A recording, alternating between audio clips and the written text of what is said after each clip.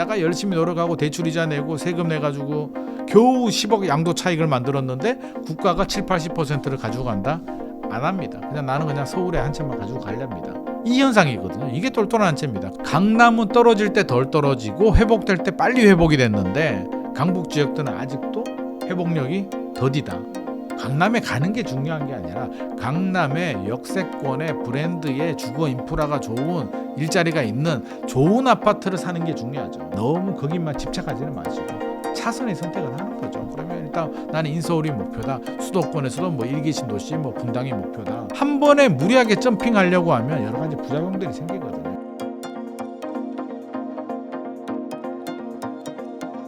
안녕하세요. 인터뷰 진행을 맡은 카프카입니다.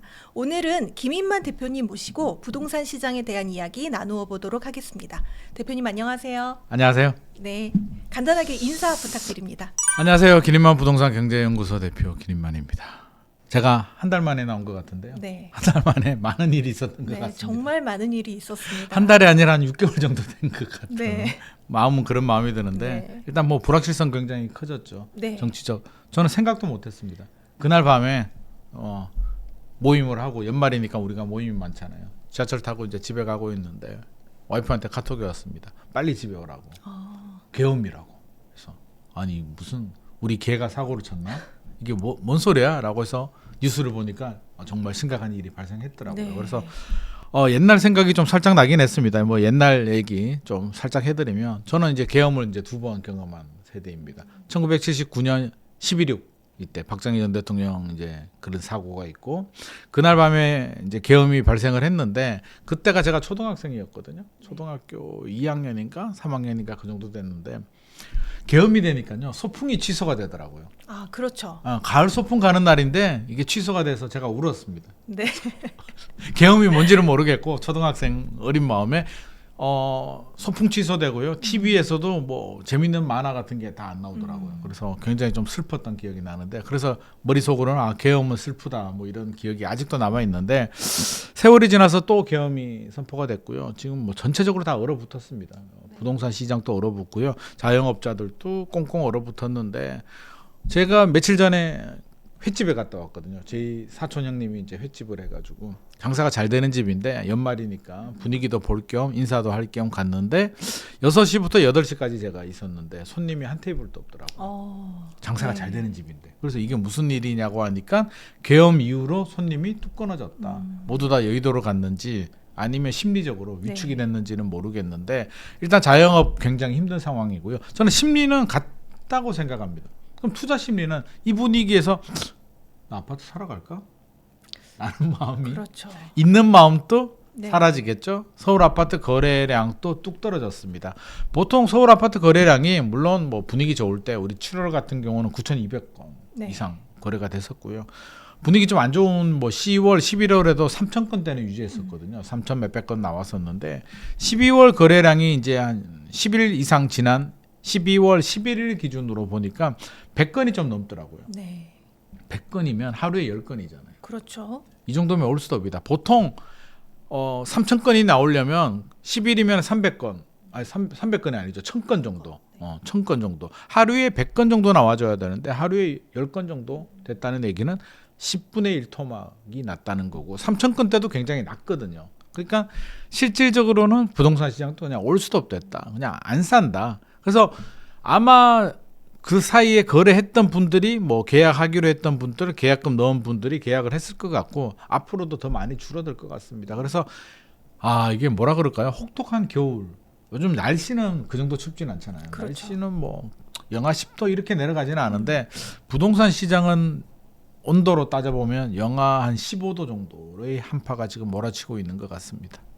그렇다면 저희가 또 과거 탄핵 전국의 부동산 시장이 어땠는지를 좀 봐야 될 필요가 있을 것 같은데요. 네, 2016년도에 이제 박근혜 대통령 탄핵 시절에 부동산 시장은 좀 어땠나요? 과거로 한번 가볼까요? 네.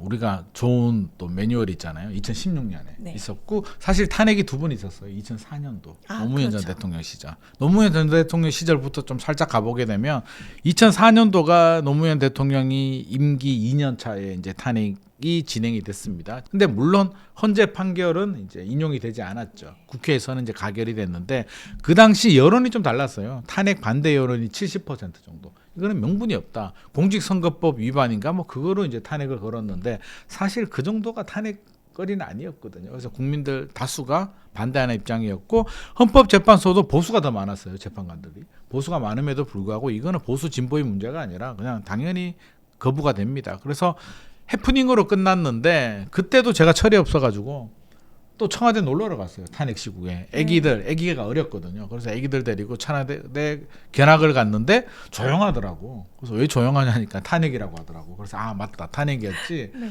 그 안내해 주시는 이제 그 경호원 분이 이제 안내를 해주시다가 좀 울컥했나 봐요. 네. 탄핵 억울하게 탄핵 네. 하니까 직무 정지가 당하잖아요. 네. 그래서 힘내셔라고 그때 그 당시 이제 노무현 전 대통령이니까요. 노무현 대통령이 만세 한번 불러달라고 해서 우리 애 손잡고 만세 한번 불렀던 그런 기억도 나는데 아무튼 해프닝으로 끝났고요. 2003년에 집값이 많이 올랐거든요.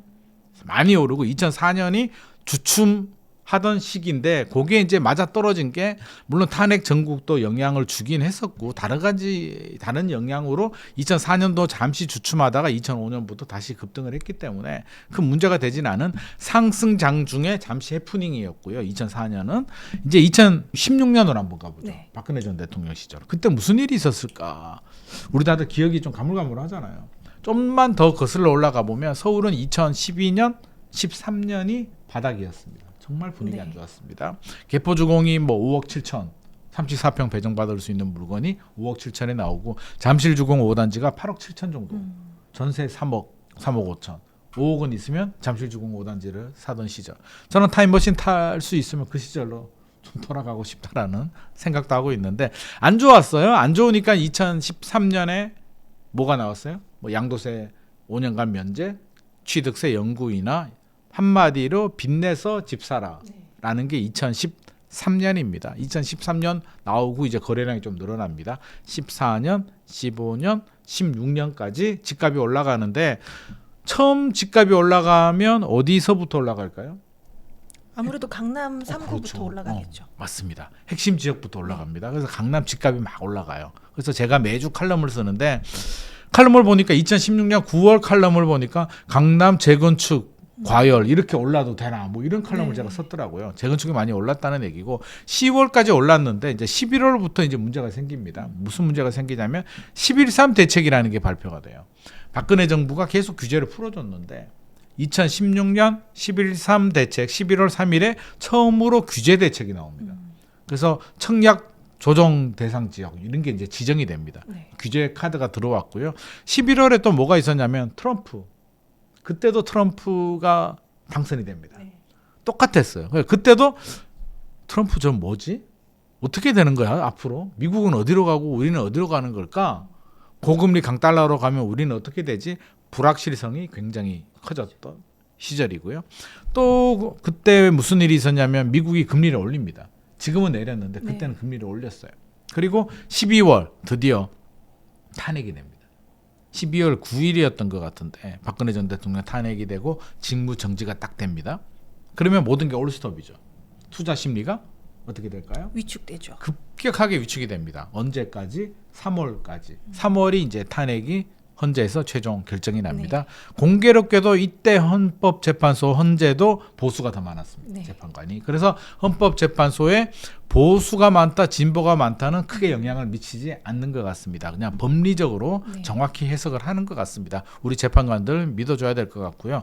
자, 3월 지나고 4월이 돼서 대선, 5월에 취임 문재인 대통령. 그러면서 집값이 급등하는데 제가 구체적인 데이터를 좀 가지고 왔습니다. 데이터를 보고 좀 설명을 좀 드리면 특징이 있는데요. 12월부터 3월까지 얼어붙었다고 했잖아요. 네. 특징이 뭐냐면 두 가지를 제가 알려드릴 텐데요. 하나는 실거래가 지수를 제가 좀 알려드리겠습니다. 한국부동산원 실거래가 지수는 실제 거래된 가격을 가지고 이제 지수화를 한 거거든요. 흐름을 좀 살펴보게 되면 10월 문제가 생기기 이전에 탄핵되기 이전에 91.6이었습니다. 그러다가 11월이 91.8까지 좀 더 올라가요. 이제 1월로 넘어가게 되면 91이 됩니다. 91로 떨어지죠. 2월 91, 3월이 91.7, 4월이 91.9, 5월이 93.4, 6월이 95.3, 7월이 97.7 쭉쭉 올라가는데 생각해 보면 별로 안 떨어졌죠. 91.8에서 91이면 이게 뭐 살짝 조정이 됐는데 한마디로 집값은 별로 떨어지지 않았다. 우리가 생각하는 폭락이라든지 크게 하락을 느낄 만한 일은 없었습니다. 네. 근데 왜 우리가 얼어붙었다고 얘기를 하냐면 이제 거래량을 봐야겠죠. 거래량을 보면 서울 아파트 그 당시 2016년 9월 거래량이 11,306건. 지금보다는 좀 많다 그랬죠. 네. 사실은요. 우리가 2020년, 2021년 집값이 많이 올랐다고 했잖아요.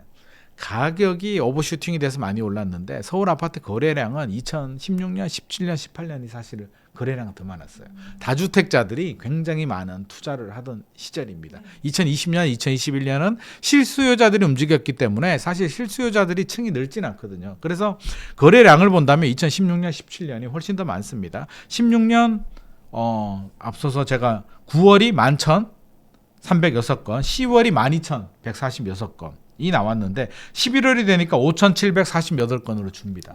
11월에 앞서서 뭐가 있다고 했죠? 트럼프 불확실성 11.3 대책이 나왔다고 네. 했습니다. 미국 금리 올라갔다고 했습니다. 투자 심리 좀 위축이 되죠. 12월이 4,225건 줄어들죠. 11월이 5,700, 12월이 4,200. 이제 2017년 1월로 가면 3,733건. 요즘 같은 분위기. 네. 우리 한 달 전 11월이 3,000건대였잖아요. 그 당시에 거래가 많았던 달임에도 불구하고 이렇게 줄어들었다는 거죠. 2월 되니까 5,737건, 3월이 8,594건, 4월이 9,360건, 5월 되니까 5월 되면 이제 문재인 대통령이 취임할 때입니다. 네. 14,829건. 거래가 폭발적으로 늘어납니다. 6월 또 12,000건, 7월 14,000건. 난리가 났죠. 네. 그러니까 이게 무슨 얘기냐면 제가 왜 이렇게 구체적으로 숫자를 말씀해 드렸냐면 거래량은 급감했죠. 네. 10,000건이 넘다가 3,000건대로 뚝 떨어집니다. 그 얘기는 거래가 안 되는 건 왜 거래가 안 될까요? 사려는 사람들이 안 사니까. 투자 심리가 위축이 되니까 매수자들이 사려고 했던 분들이 다 발을 뺍니다. 그러면 이제 문제는 집주인들이잖아요.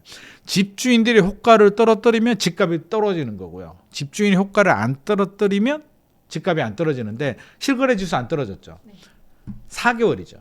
4개월은 집주인들이 가격을 안 떨어뜨린다는 거예요. 심리적으로. 우리가 집주인이라도 문제가 생겼잖아요. 지금 어떻게 할까요? 일단 버텨보는 거죠. 일단 봐야지. 네. 뭐가 뭔지 모르겠잖아요. 그렇죠. 아니 뭐 탄핵이 되는 거야? 안 되는 거야? 되면 어떻게 되는 거야? 누가 되는 거야? 모르니까 안개 속에서 운전을 하게 되면 우리는 일단 멈춰야죠. 뭐 그렇죠. 어떻게? 그러니까 그냥 멈춰 있는 겁니다. 그래서 거래량은 굉장히 줄어들 겁니다. 앞서서 제가 12월 거래량이 10분의 1 토막 났다고 했잖아요. 네. 12월, 1월, 2월 거래량은 아마도 3,000건이 아니라 2,000건도 안 나올 겁니다. 1,000건대 안 나오거나 1,000건대에 아마 3월까지 머물러 있을 가능성이 높습니다. 하지만 가격은 그렇게 떨어지지는 않을 겁니다. 그럼 가격은 언제 떨어지느냐? 이 불확실성이 언제 제거가 되느냐? 과거에 2016년에는 3월에 제거됐잖아요. 이제 4월부터 정상화가 됐단 말입니다. 그럼 이번에도 그렇게 짧게 한 4개월 정도로 끝나느냐? 아니면 이게 장기화가 돼서 저는 상반기를 보고 있는데 상반기는 불가피하다. 우리가 거래량도 줄어들고 이제 약보합세, 네. 악세가 불가피한데 이게 하반기로 전이가 된다. 그거는 문제가 달라집니다. 이제 6개월이 중요하거든요. 우리 심리적으로 6개월이 중요한데 6개월이 넘어가게 되면 집주인들도 동요가 됩니다. 매수자들도 와 이거 답이 없네. 신경 꺼야겠다라고 신경을 끕니다. 집주인들도 일부는 아 이건 무서워서 안 되겠다. 정리해야겠다. 답이 안 나온다고 해서 이제 호가를 떨어뜨립니다. 집값이 떨어지는데 그래서 내년 상반기가 굉장히 중요하고 이 불확실성이 어떻게 제거되는지가 굉장히 중요하다. 그리고 이제 우리가 좀 전략을 좀 찾자면 거래량이 줄어들잖아요. 거래량이 줄어드는 12월, 1, 2, 3월에 만약에 내가 집주인이에요. 네. 집을 파는 게 좋을까요? 안 파는 게 좋을까요? 거래량이 줄어들었는데. 굳이 뭐 팔 이유가 있을까요? 팔 이유도 없고요. 팔고 싶어도 거래량이 줄어들었다. 사람들이 다 관망으로 돌아섰다. 발을 빼버리게 되면 팔고 싶어도 안 팔려요. 터무니없는 금매로 집어던지지 않는 이상 안 팔립니다. 근데 그 상황에서 내가 던져야 될까요? 낚시로 따지면 저는 뭐 개인적으로 낚시 좋아하지는 않는데 낚시 좋아하는 사람들은 엄청 좋아하잖아요. 네. 좋아하세요? 네. 아, 요즘 여성분들이 낚시 굉장히 좋아하는데 자 낚시하러 가게 되면 어떻게 돼요? 잘 되는 날이 있고 어떤 날은 아무리 좋은 미끼를 써도 물고기가 없는 날이 있잖아요. 어떻게 보면 내년 3월까지는 물고기가 없는 날일 수도 있습니다. 그런데 나는 정말 좋은 일제 낚싯대를 가지고 비싼 낚싯대에 고급 미끼를 써서 집어 던진들 그게 물고기가 나올까요? 태풍이 와서 물고기가 하나도 안 나오는데 그럴 때는 뭘 해야 될까요? 그냥 집에 가서 그냥 파전 구워서 그냥 소주 막걸리 먹고 자는 게 상책입니다. 그래서 거래량이 급감했을 때는 뭘 하려고 하지 말자. 안개가 지나갈 때까지는 지금은 좀 버텨야 될 상황인 것 같습니다. 사실 이 탄핵 정국이 정리가 되더라도 네. 이제 또 대선을 치러야 되고 또 이 대선 결과가 물론 지금의 야권이 또 대선에서 이제 승리할 수도 있는 거고 또 반면에 지금의 여권이 또 대선에서 승리할 수도 있는 거거든요. 가능성은 있잖아요. 가능성은 항상 있긴 한데 네네. 이제 좀 낮죠. 네. 각각 그 경우에 따라서 부동산 시장에 미치는 영향이 다를까요? 저는 누가 되더라도 저는 중요한 거는 빨리 그러니까 이 불확실성을 빨리 탈출하는 게 중요하지. 현재의 여당이 된다, 야당이 된다. 뭐 정치 성향을 떠나서 우리가 정치 방송이 아니니까 저는 그거는 크게 중요하지 않다고 봅니다. 우리는 불확실성이 제거되고 발생하는 상황에 따라서 전략을 만들고 따라가면 되는 거지. 누가 되면 큰일 나고. 예를 들어서 뭐 여당이 되면 집값이 안정이 되고 야당이 되면 뭐 규제가 나와서 떨어지고 이런 상황은 저는 아니라고 봅니다. 왜냐하면 자 국정의 책임자라면 기본적인 부동산 정책의 목표는 서민 주거 안정과 집값 안정이거든요. 그렇죠. 집값 안정을 위해서 노력하는 게 국정의 책임자인데 야당일 때는 댓글도 걸고 뭐 법안 통과도 안 시켜줄 수도 있고 여러 가지 반대도 전략적으로 할 수도 있습니다. 근데 내가 국정 책임자가 되면 저는 그렇지는 않다고 보고요. 이제 두 가지 시나리오를 말씀 주셨잖아요. 현재의 여당이 또 된다. 네. 확률은 굉장히 낮을 것 같습니다. 지금 분위기상. 근데 또 모르죠. 확률은 또 있는 거니까. 네, 뭐 1%라도 확률이 있는 거니까요. 또 모릅니다. 뭐 그 야당 대표의 법률적인 리스크 뭐 이런 네. 부분도 있잖아요. 있기 때문에 모르는데 여당이 된다고 하면 어떻게 될까요? 현재의 정책이 거의 바뀌지 않고 그대로 그대로는 가는데 이제 정치적으로 어떻게 될까요? 막 여론이 아니 탄핵이 안 된다고? 그러니까 이제 이런 시나리오입니다. 두 가지 시나리오가 있을 수도 있는데 하나는 탄핵이 됐을 때 헌재에서 인용이 돼서 대선을 치러서 여당 야당 새로운 대통령이 되는 경우가 있고요. 헌재에서 안 될 수도 있어요. 탄핵이 인용이 안 될 수도 있어요. 아니 법리적으로는 가능성이 아니라 법리적으로는 반반이라고 합니다. 실제로 이게 계엄이 무조건 내란이고 무조건 탄핵 사유라고는 할 수는 없는 거거든요. 법리적으로 본다면 우리가 알고 있는 상식과 감정하고는 또 다를 수도 있습니다. 그러면 현재 대통령이 그대로 이어진다. 첫 번째 시나리오를 따져볼까요? 탄핵이 안 됐어요. 그러니까 국회에서는 가결이 됐는데 헌법재판소에서 야 이거 탄핵 아니야. 노무현 대통령 시절처럼. 네. 그렇게 돼버리면 어떻게 될까? 그렇게 되면 이제 극심한 여의도는 아마 난리가 날 겁니다. 막 매일 막 양쪽에서 보수 진보 와서 막 맨날 집회하고 국회 민생법안 처리가 될까요? 안 되겠죠. 완전 전쟁터 같은 네. 한 남은 2년 임기가 전쟁터가 될 겁니다. 모든 민생법안 올스톱 불확실성 이것도 불확실성이라고 저는 봅니다. 아무런 정책이 추진이 안 되겠죠. 국회의 도움을 받지를 못하는데 법률적인 도움을 받지 못하게 되면 행정부에서 해야 되는데 국민의 지지를 높지 않은 정권이 2년을 일관성 있게 강한 추진력으로 정책을 실행하기에는 현실적으로 굉장히 어려움이 있을 것 같습니다. 네. 저는 굉장히 부동산 입장에서 본다면 굉장히 힘이 빠지는 추진력이 떨어지는 상황이 될 것 같고요. 자, 두 번째 시나리오는 이제 됐습니다. 탄핵이. 네. 탄핵이 돼서 대선을 했는데 이제 두 번째는 뭐 확률은 낮지만 지금의 여당이 됐다고 생각은 해보죠. 뭐 확률은 있으니까 됐다고 하면 정책은 거의 뭐 일관성 있게 진행하려고 할 텐데 아마 야당에서 지금처럼 그런 협조적인 정책 법률 뭐 통과를 하거나 이런 거는 좀 쉽지 않을 수도 있습니다. 왜냐하면 여전히 좀 감정이 좀 남아 있을 것 같고요. 그래서 여러 가지 문제인데 그럼 지금하고 좀 비슷한 상황? 계속 그러니까 대통령은 바뀌었는데 또 전체적인 분위기는 바뀌지 않았기 때문에 지금처럼 뭐 일기 신도시 진행하고 그린벨트 진행하고 공급 기조 그대로 이어갑니다. 오늘 또 국토부에서 뭐 발표를 했더라고요. 일관성 있게 진행을 하겠다. 공급 대책은 차질 없이 진행을 하겠다라고 발표를 했는데 뭐 여당에서 대통령이 나오면 여전히 뭐 공급은 누가 되더라도 서울은 공급이 부족하니까 공급 대책 꾸준히 나올 겁니다. 그래서 어느 정도는 되는데 그래도 혼란? 그러니까 다이내믹한 변화는 없을 것 같습니다. 뭐냐면 정책 기조가 어차피 뭐 같은 당에서 당선이 됐는데 갑자기 정책이 일기 신도시 안에 그린벨트 안에 뭐 종부세 강화할 거야. 뭐 이런 정책들이 나오지는 않을 것 같거든요. 그렇죠? 그러면 지금처럼 갈 거다. 좀 힘이 빠지는 약간 좀 그런 상황이 될 것 네. 같고 세 번째 안은 이제 야당이 되는 겁니다. 뭐 누가 될지는 모르겠습니다. 뭐 이재명 대표가 유리할 수도 있고 또 뭐 법률적인 리스크가 생긴다면 또 다른 분 제3의 누군가가 될 수도 있는데 야당이 되면 어떻게 될까요? 이제 기존에 있던 정책들이 많이 바뀌겠죠. 많이 바뀌겠죠. 근데 바뀌는 게 있고 안 바뀌는 게 있는데 네. 바뀌는 거는 뭐가 바뀔까요? 우리가 쉽게 생각해 보면 문재인 시즌 2라고 보시면 될 것 같습니다. 문재인 정부 시절은 뭐 했을까요? 공시가격 현실화. 왜 공시가격이 집값의 공동주택 공시가격이 집값의 70% 수준밖에 안 되는 거야. 90%로 올려야지. 그게 현실화거든요. 윤석열 정부에서 현실화 폐기하겠다고 했는데 폐기하는 거를 폐기하겠죠. 그러면 다시 90%로 올라가는데 시동을 걸 겁니다. 공시가격이 플러스 알파로 더 올라가죠. 2025년 공시가격은 끝났고 2026년부터 다시 공시가격 올라갑니다. 그리고 종합부동산세 또 강화하겠죠. 다주택자 양도세 중과세 또 하겠죠. 그래서 윤석열 정부에서 무력화시켰던 부분 또 종부세에서 공정시장 가액 비율을 다시 또 올리고 뭐 여러 가지에서 세금 부담 늘어나고 뭐 대출 규제 강화되는 기조 유지가 될 겁니다. 네. 근데 공급 대책은 좀 달라요. 문재인 정부 시절에도 공급이 부족해서 난리가 났잖아요. 그렇죠. 사실상 문재인 정부가 가장 국민의 심판을 많이 받았던 게 집값이잖아요. 부동산 문제 아니었으면 사실은 정권 교체가 안 됐을 수도 있는데 네. 아마 그분들 입장에서 본다면 굉장히 뼈아픈 부분이 부동산입니다. 그러면 두 번 다시 이거를 반복을 하면 안 되잖아요. 뭐 정치는 모두 똑같잖아요. 다음에도 또 하고 싶은데 그렇다면 집값 안정에 총력 투쟁을 할 것 같고요.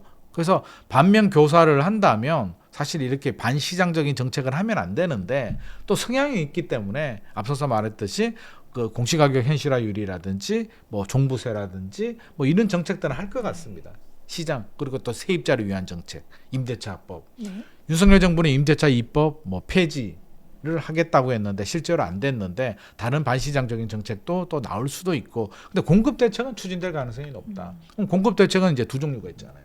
그린벨트. 네. 풀어서 하겠다. 3기 신도시는 당연히 진행되는 거고요. 또 하나 최근에 이제 이슈가 됐던 게 1기 신도시 재건축. 선도지구 지정되자마자 만세 잔치를 벌리다가 갑자기 계엄 전국으로 가면서 찬물이 그냥 확 해서 전기가 나가버려. 한마디로 그겁니다. 파티 이제 사이키 막 돌리다가 전기가 나가서 다 꺼져버렸어요. 야 우리 집에 가야 되냐? 갑자기 분위기가 조용해진 상황인데 1기 신도시가 어떻게 되는지 많은 분들이 또 궁금해하시더라고요. 어떻게 될 것 같아요, 1기 신도시? 그래도 진행은 되지 않을까요? 어차피 공급 문제니까. 맞습니다. 정확하십니다. 야 요즘 잘 맞추시네. 1기 신도시 그대로 진행됩니다. 왜? 대선 시절에 윤석열 후보 그 당시에 네. 이재명 후보 두 분 공통 공약 사항이 1기 신도시 재건축이었습니다.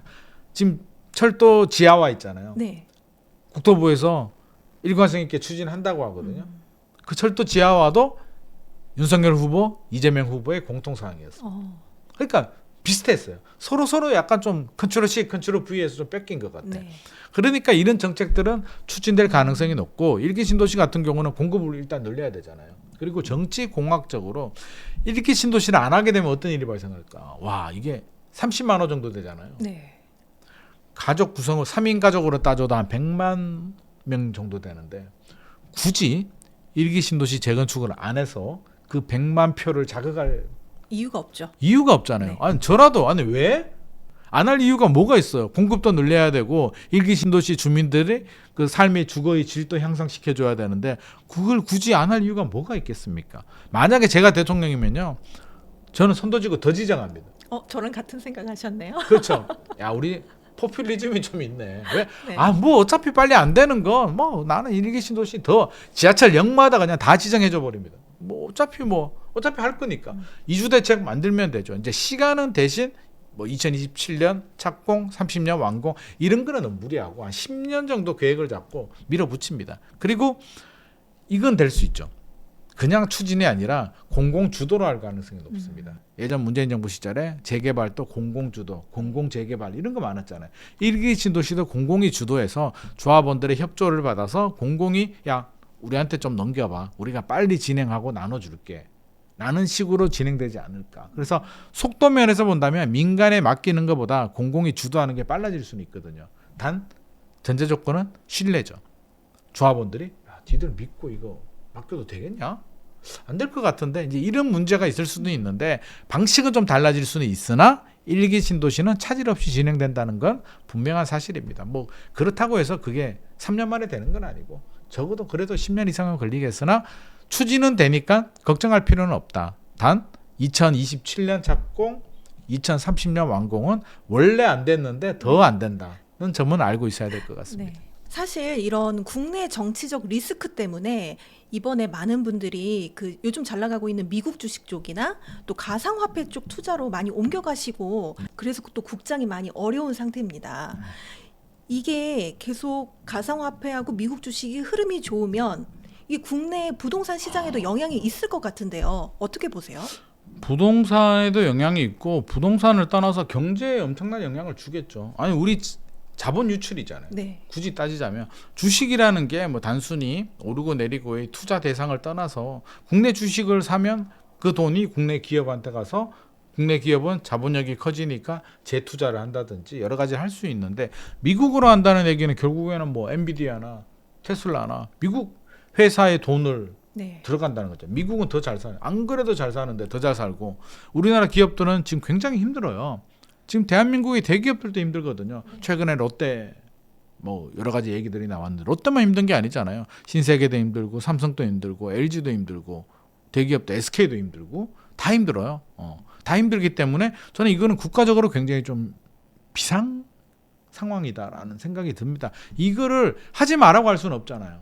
그러니까 이 투자자들이 미국이 아닌 국내 수익률을 올릴 수 있는 뭔가 그런 고민이 좀 필요한 것 같고 코인도 마찬가지인데 자 어떻게 됐든지 간에 돈이 많이 유출이 되면 경제적으로 굉장히 마이너스입니다. 굉장히 위기 상황이라는 건 우리가 좀 알고는 있어야 될 것 같고요. 자 부동산 시장 입장에서 본다면 과연 이게 좋은 일일까 안 좋은 일일까? 직접적으로 본다면 최근에 강남의 원베일리 아파트 네. 누가 샀냐? 그러면 코인으로 돈 버신 분이 샀다고 하더라고요. 그러니까 자 미국 주식이든 중요한 건 그거잖아요. 미국 주식에 투자를 하든 코인에 투자를 하든 투자는 했어요. 네.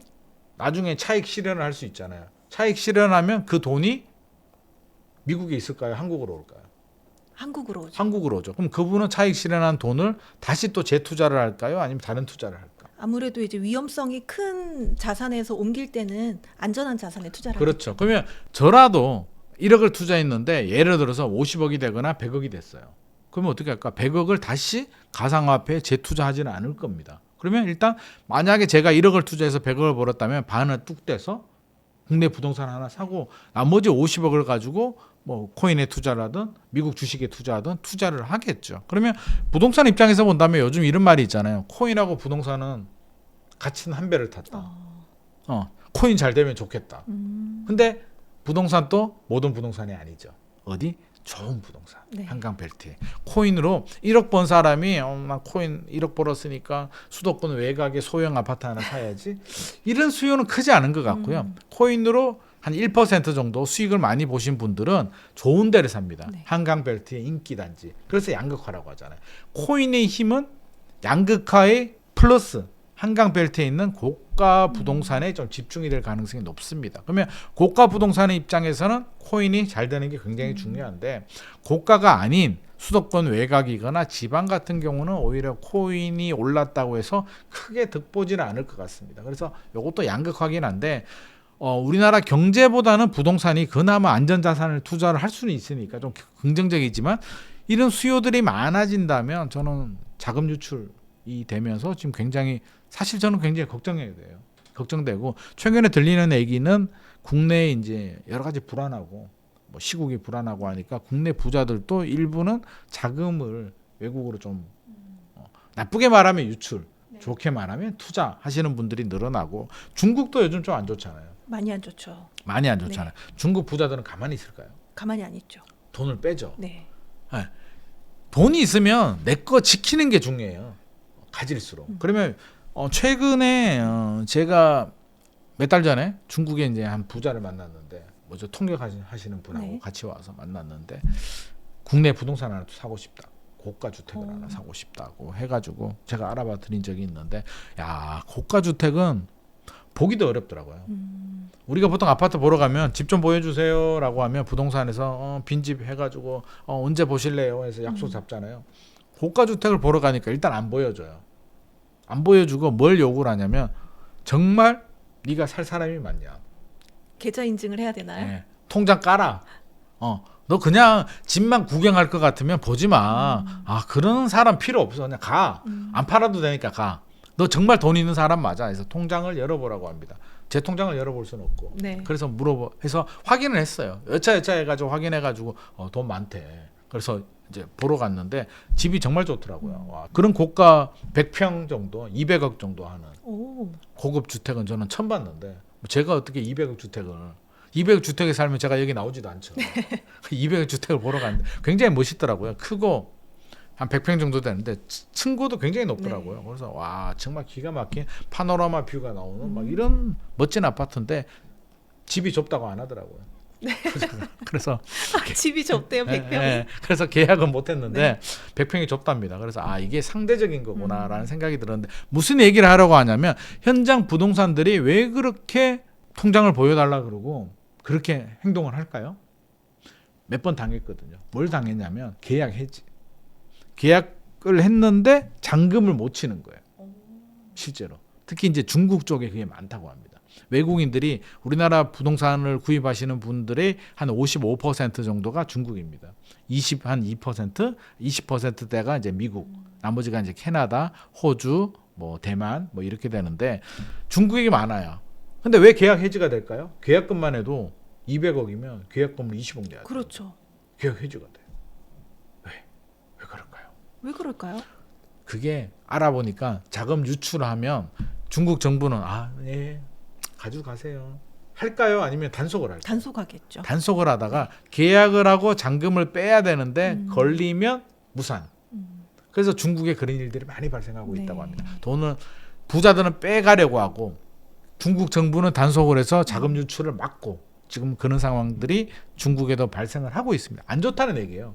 중국의 미래가 부자들도 판단을 하겠죠. 아니, 사실 자기 나라가 편하잖아요.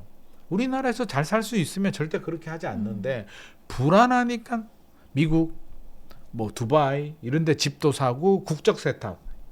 그 중국도 이제 국적을 세탁하시는 분들이 되게 많이 있거든요. 돈 있는 사람들 중에 중국 국적이 아닌 다른 나라 국적을 취득합니다. 불안해서 그렇거든요. 그래서 우리나라도 이렇게 돈이 빠져나간다는 얘기는 저는 좀 중국보다는 우리가 나으나 우리도 부자들이 볼 때는 굉장히 좀 불투명하게 앞으로 미래를 보고 있지 않나라는 생각이 들어서, 정치적으로 보면 지금 불확실성이 굉장히 커졌는데 저는 여당 야당을 떠나서 뭐 그거는 이제 정치적인 알아서 할 일이고, 국가 경제나 우리 민생 경제를 생각한다면 여당 야당이 없는 것 같습니다. 빨리 불확실성 해결이 되고 온 힘을 다해서, 사실은 지금 굉장히 중요한 시점이에요. 저는 장기 침체에 이제 발은 들어갔다고 생각하는데 늪에 더 빠져서 완전히 들어가느냐, 그래도 탈출이라도 하려고 노력을 하느냐의 지금 갈림길인데 우리가 지금 정치적으로 막 대립을 하고 있잖아요. 아니, 온 힘을 합쳐서 탈출해도 모자랄 시국에 지금 대립을 하고 있기 때문에 저 개인적으로 굉장히 안타깝고요. 이 시기가 정말 중요한 시기인 것 같습니다. 그래서 빨리 불확실성 제거가 되고 온 힘을 다해서 여당, 야당, 국민, 정부 모두 다 힘을 합쳐서 빨리 장기 침체 길목에서 빨리 탈출을 해야 되지 않나. 저는 지금 발목은 들어갔다고 생각합니다. 일본처럼 한 잃어버린 20년, 30년에 발목은 들어갔기 때문에 잘못하면 이제 장기 침체에 들어갈 가능성도 있습니다. 최근에 뭐 강남에 한 채 팔면 강북에 5채 살 수 있다. 이렇게 아파트 양극화가 지금 역대급이다. 이런 뉴스들이 나오고 있는데 어떻게 보시나요? 저는 양극화 이제 시작 아닐까 싶습니다. 이제 시작. 이제 시작입니다. 이게 이제 우리가 5개로 나눕니다. 20%, 20, 20, 20, 21에서 1분위에서 5분위까지 이렇게 나눈 겁니다. 그래서 5분위가 비싼 가격, 1분위가 낮은 가격인데 집값으로 해서, 그래서 그걸 이제 비교를 했는데 5.5배 차이가 났다. 1분위 낮은 가격보다 5분위 높은 가격이 5.5배가 비쌌다라는 건데요. 여기서 이제 눈여겨봐야 될 거는 5.5가 중요한 게 아니라 추이잖아요. 저는 항상 추이를 바라고 하거든요. 변동률 또 추이, 거래량 또 추이. 그래서 과거 대비 뭐 몇 퍼센트 떨어졌다라기보다는 그 흐름 자체가 어떻게 이어지느냐가 중요한데 지금 5.5배까지 벌어졌는데 불과 2년 전 2022년만 하더라도 4.5였습니다. 네. 그러니까 4.5에 2년 만에 4.5에서 그러니까 강남 아파트 한 채를 팔면 강북 아파트 4채하고 반 정도를 살 수가 있었는데 지금은 5채 반을 살 수 있다는 얘기거든요. 네. 더 살 수 있다는 얘기는 둘 중에 하나죠. 강남 아파트가 더 올라갔거나 강북 아파트가 떨어졌거나 그렇죠. 아니면 둘 다 네. 오르고 떨어졌거나 동시에 진행이 됐는데 최근의 흐름을 보면 그렇습니다. 2022년 12월, 2023년 1월에 집값 좀 떨어졌잖아요. 금리가 올라가면서 1차 하락이 옵니다. 떨어지는데 고점 대비 한 30% 정도 전체적으로 떨어졌는데 강남은 그렇게까지 안 떨어졌어요. 70%까지는 안 떨어지고 막 90%, 80% 수준이 있다가 최근에 신고가가 나오거나 전고점 가까이 왔거나 전고점을 뚫어버린 곳들이 강남에서도 많이 나오고 있습니다. 강북에서 지금 신고가 나온 곳들이 많지 않습니다. 그러니까 강남은 떨어질 때 덜 떨어지고 회복될 때 빨리 회복이 됐는데 강북 지역들은 아직도 회복력이 더디다. 2021년 가격도 2024년에 아직도 회복이 되지 않았다. 그 얘기는 2021년이 이제 오버슈팅, 네. 약간 버블이 생겼을 수도 있는데 강남도 마찬가지잖아요. 그래서 어려울 때 핵심 지역들이 더 잘 버티더라. 더 빨리 탄력성을 보이더라의 차이고요. 전국으로 보면 좀 더 심각합니다. 전국은 이제 11채까지 벌어집니다. 11채. 서울에 좋은 5분위 아파트를 팔면 1분위 아파트 11채를 살 수가 있다고 합니다. 11채 살 수 있다고 하면 이제 그런 생각이 들죠. 야, 그러면 서울 아파트 하나 팔고 지방 가서 한 채 사고 10채 남는 돈으로 연금도 좀 가입하고 차도 고급차 하나 타고 내 상가도 하나 사도 돈 남겠네? 라는 생각이 드는데 그래도 사람들이 안 가죠. 네. 그래도 안 갑니다. 주거 환경, 주거 인프라 모든 게 다 양질의 일자리 다 서울에 몰려 있기 때문인데 이 차이가 벌어지고 있다는 게 저는 굉장히 심각한 문제이고요. 과거 흐름을 한번 보면 과거는 그랬습니다. 이제 서울하고 지방하고 차이가 벌어지잖아요. 시간이 지나서 이제 서울이 집값이 조정이 되면 지방이 좀 올라갑니다. 차이가 줄어들어요. 줄어들었다가 다시 벌어졌다, 줄어들었다가 벌어졌다가 반복이 되는데 지금까지 패턴은 이렇게 됐습니다.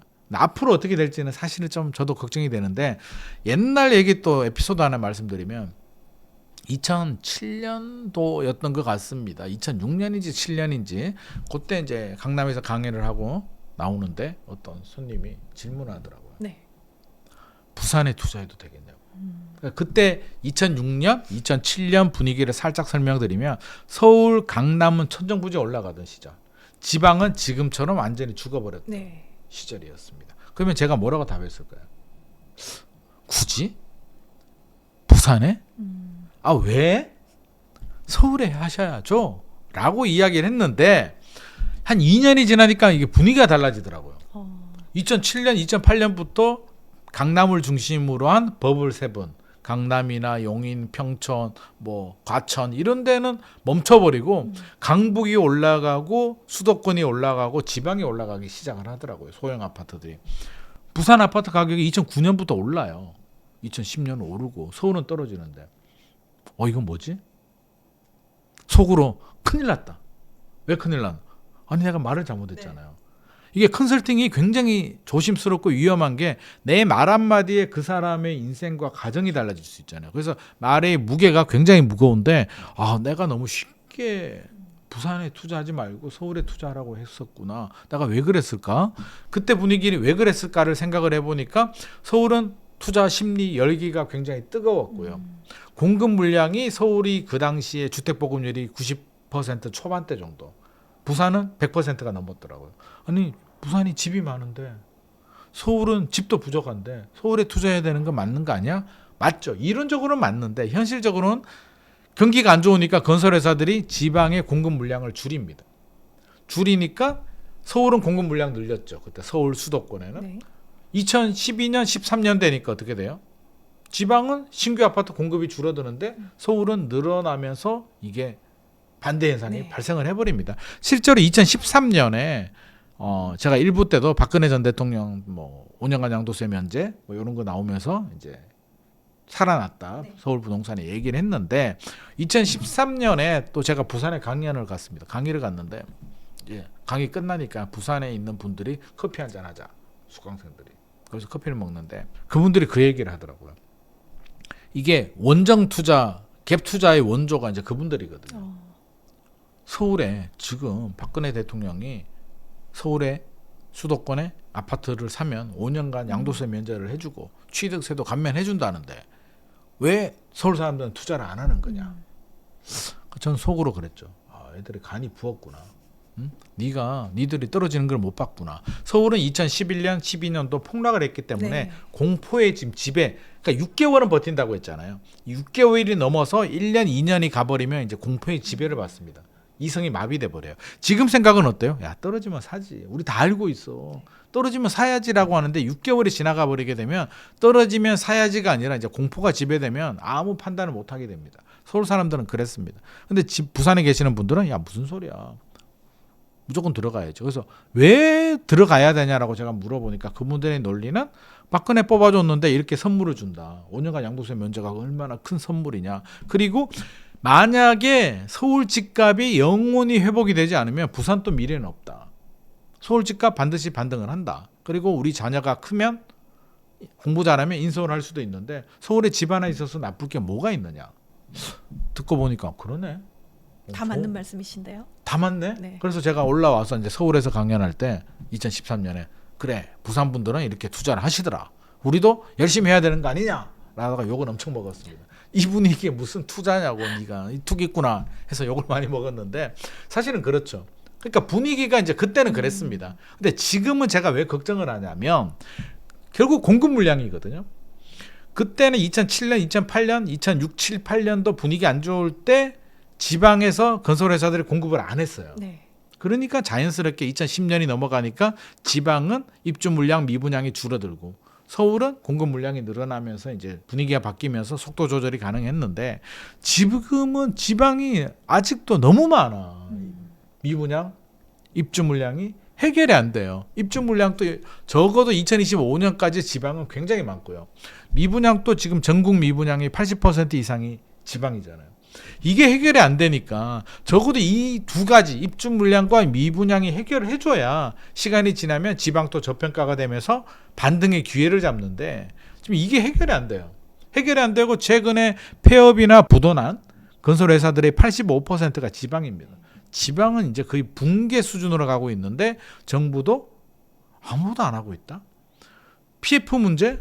PF 위기설 우리 계속 얘기 들었잖아요. 4월에도 PF 위기설이 있었고 2023년에도 12월 PF 위기설이 있었고 2023년 4월에도 PF 위기설이 있었고 계속 PF 위기설이 나오는데 아무것도 안 했어요. 그 아무것도 안 한 게 우리는 상관이 없으나 사업을 하시는 분들, 건설을 하시는 분들은 금융 비용이 눈덩이처럼 커지거든요. 지금 굉장히 버티기 어려운 상황입니다. 이렇게 전반적으로 본다면 이 문제가 해결이 되지 않으면 지방이 앞으로는 모르겠으나 적어도 한 3년 정도는 잘 보이지 않는다. 근데 서울은 여전히 미분양이 거의 없죠. 뭐 만호가 되지 않잖아요. 인구 대비 생각해 보면 만호가 뭐야? 서울이 900호 정도 되거든요. 900 몇십 호 정도 되기 때문에 서울은 미분양이 거의 뭐 제로 900 몇 호는 도시형 생활주택이거나 경쟁력이 떨어지는 뭐 이런 주택들이기 때문에 서울은 거의 미분양 제로라고 보시면 됩니다. 입주 물량이 여전히 부족하죠. 그래서 이 차이가 옛날처럼 빨리 좁혀지지는 않을 것 같다. 라는 생각이 듭니다. 적어도 3년 정도는 지방 서울 분위기가 서울이 떨어지고 지방이 다시 치고 올라가서 서울의 투자 수요를 끌어들일 수 있는 흡입할 수 있는 힘이 생기지는 않을 것 같습니다. 그렇다면 양극화는 당분간 더 많이 벌어질 것 같고 더 문제는 이게 장기화될 수도 있다. 네. 우리 인구 구조라든지 최근에 인구 얘기 많이 하잖아요. 인구 구조를 생각해 본다면 장기화될 가능성이 높은 게 서울 인구도 줄어들어요. 네. 서울 인구 줄어요. 부산 인구도 줄어요. 주는데 뭐가 다른 줄 아세요? 줄어드는 이유가 달라요. 네. 서울 인구가 줄어드는 이유는 뭐 기본적으로 출산율 줄어드는 건 대한민국 전국의 사실이고 서울 인구가 줄어드는 건 집값과 전세 가격 때문입니다. 서울의 높은 집값 전세 가격을 감당이 안 되니까 어디로? 경기도로 가시는. 경기도 인천으로 가는 거죠. 그럼 경기도 인천의 인구는 늘어납니다. 부산은요? 인구 줄어드는데 부울경이라고 하잖아요. 네. 부산, 울산, 경남 동시에 인구가 다 줄어듭니다. 그럼 이 출산율 때문에 인구가 줄어든다? 서울도 출산율 같은데 오히려 출산율은 서울이 더 낮아요. 그런데 왜 인구가 이렇게 될까? 지방의 인재들이 서울로 유입이 되는 거죠. 탈출. 그러니까 지방은 잘 키워가지고 서울로 보내는 거예요. 이게 서울 입장에서 보면 굉장히 반갑죠. 잘 키워서 인재들이 그냥 따박따박 대학교로 들어와서 좋은 대학교 나온 분들이 좋은 직장 취직하고 부동산이 구매 수요가 되기 때문에 굉장히 반가운데 지방 입장이라면 열심히 키워가지고 서울로 다 빼앗겨 버리니까 한마디로 죽 서서 뭐 준다. 굉장히 좀 안 좋은 상황이라 보여지고 이 고리를 차단하지 않으면 지방은 더 빠르게 인구 감소 플러스 유출 두 가지의 악재에 굉장히 빠르게 소멸이 될 수가 있고요. 서울은 인구 유입이 되기 때문에 그나마 버틸 수는 있습니다. 그래서 우리가 저출산 얘기를 많이 하는데 이제 저출산 출산율 문제는 그 문제대로 별도로 정부나 국회가 별도로 노력을 해야 될 부분이고요.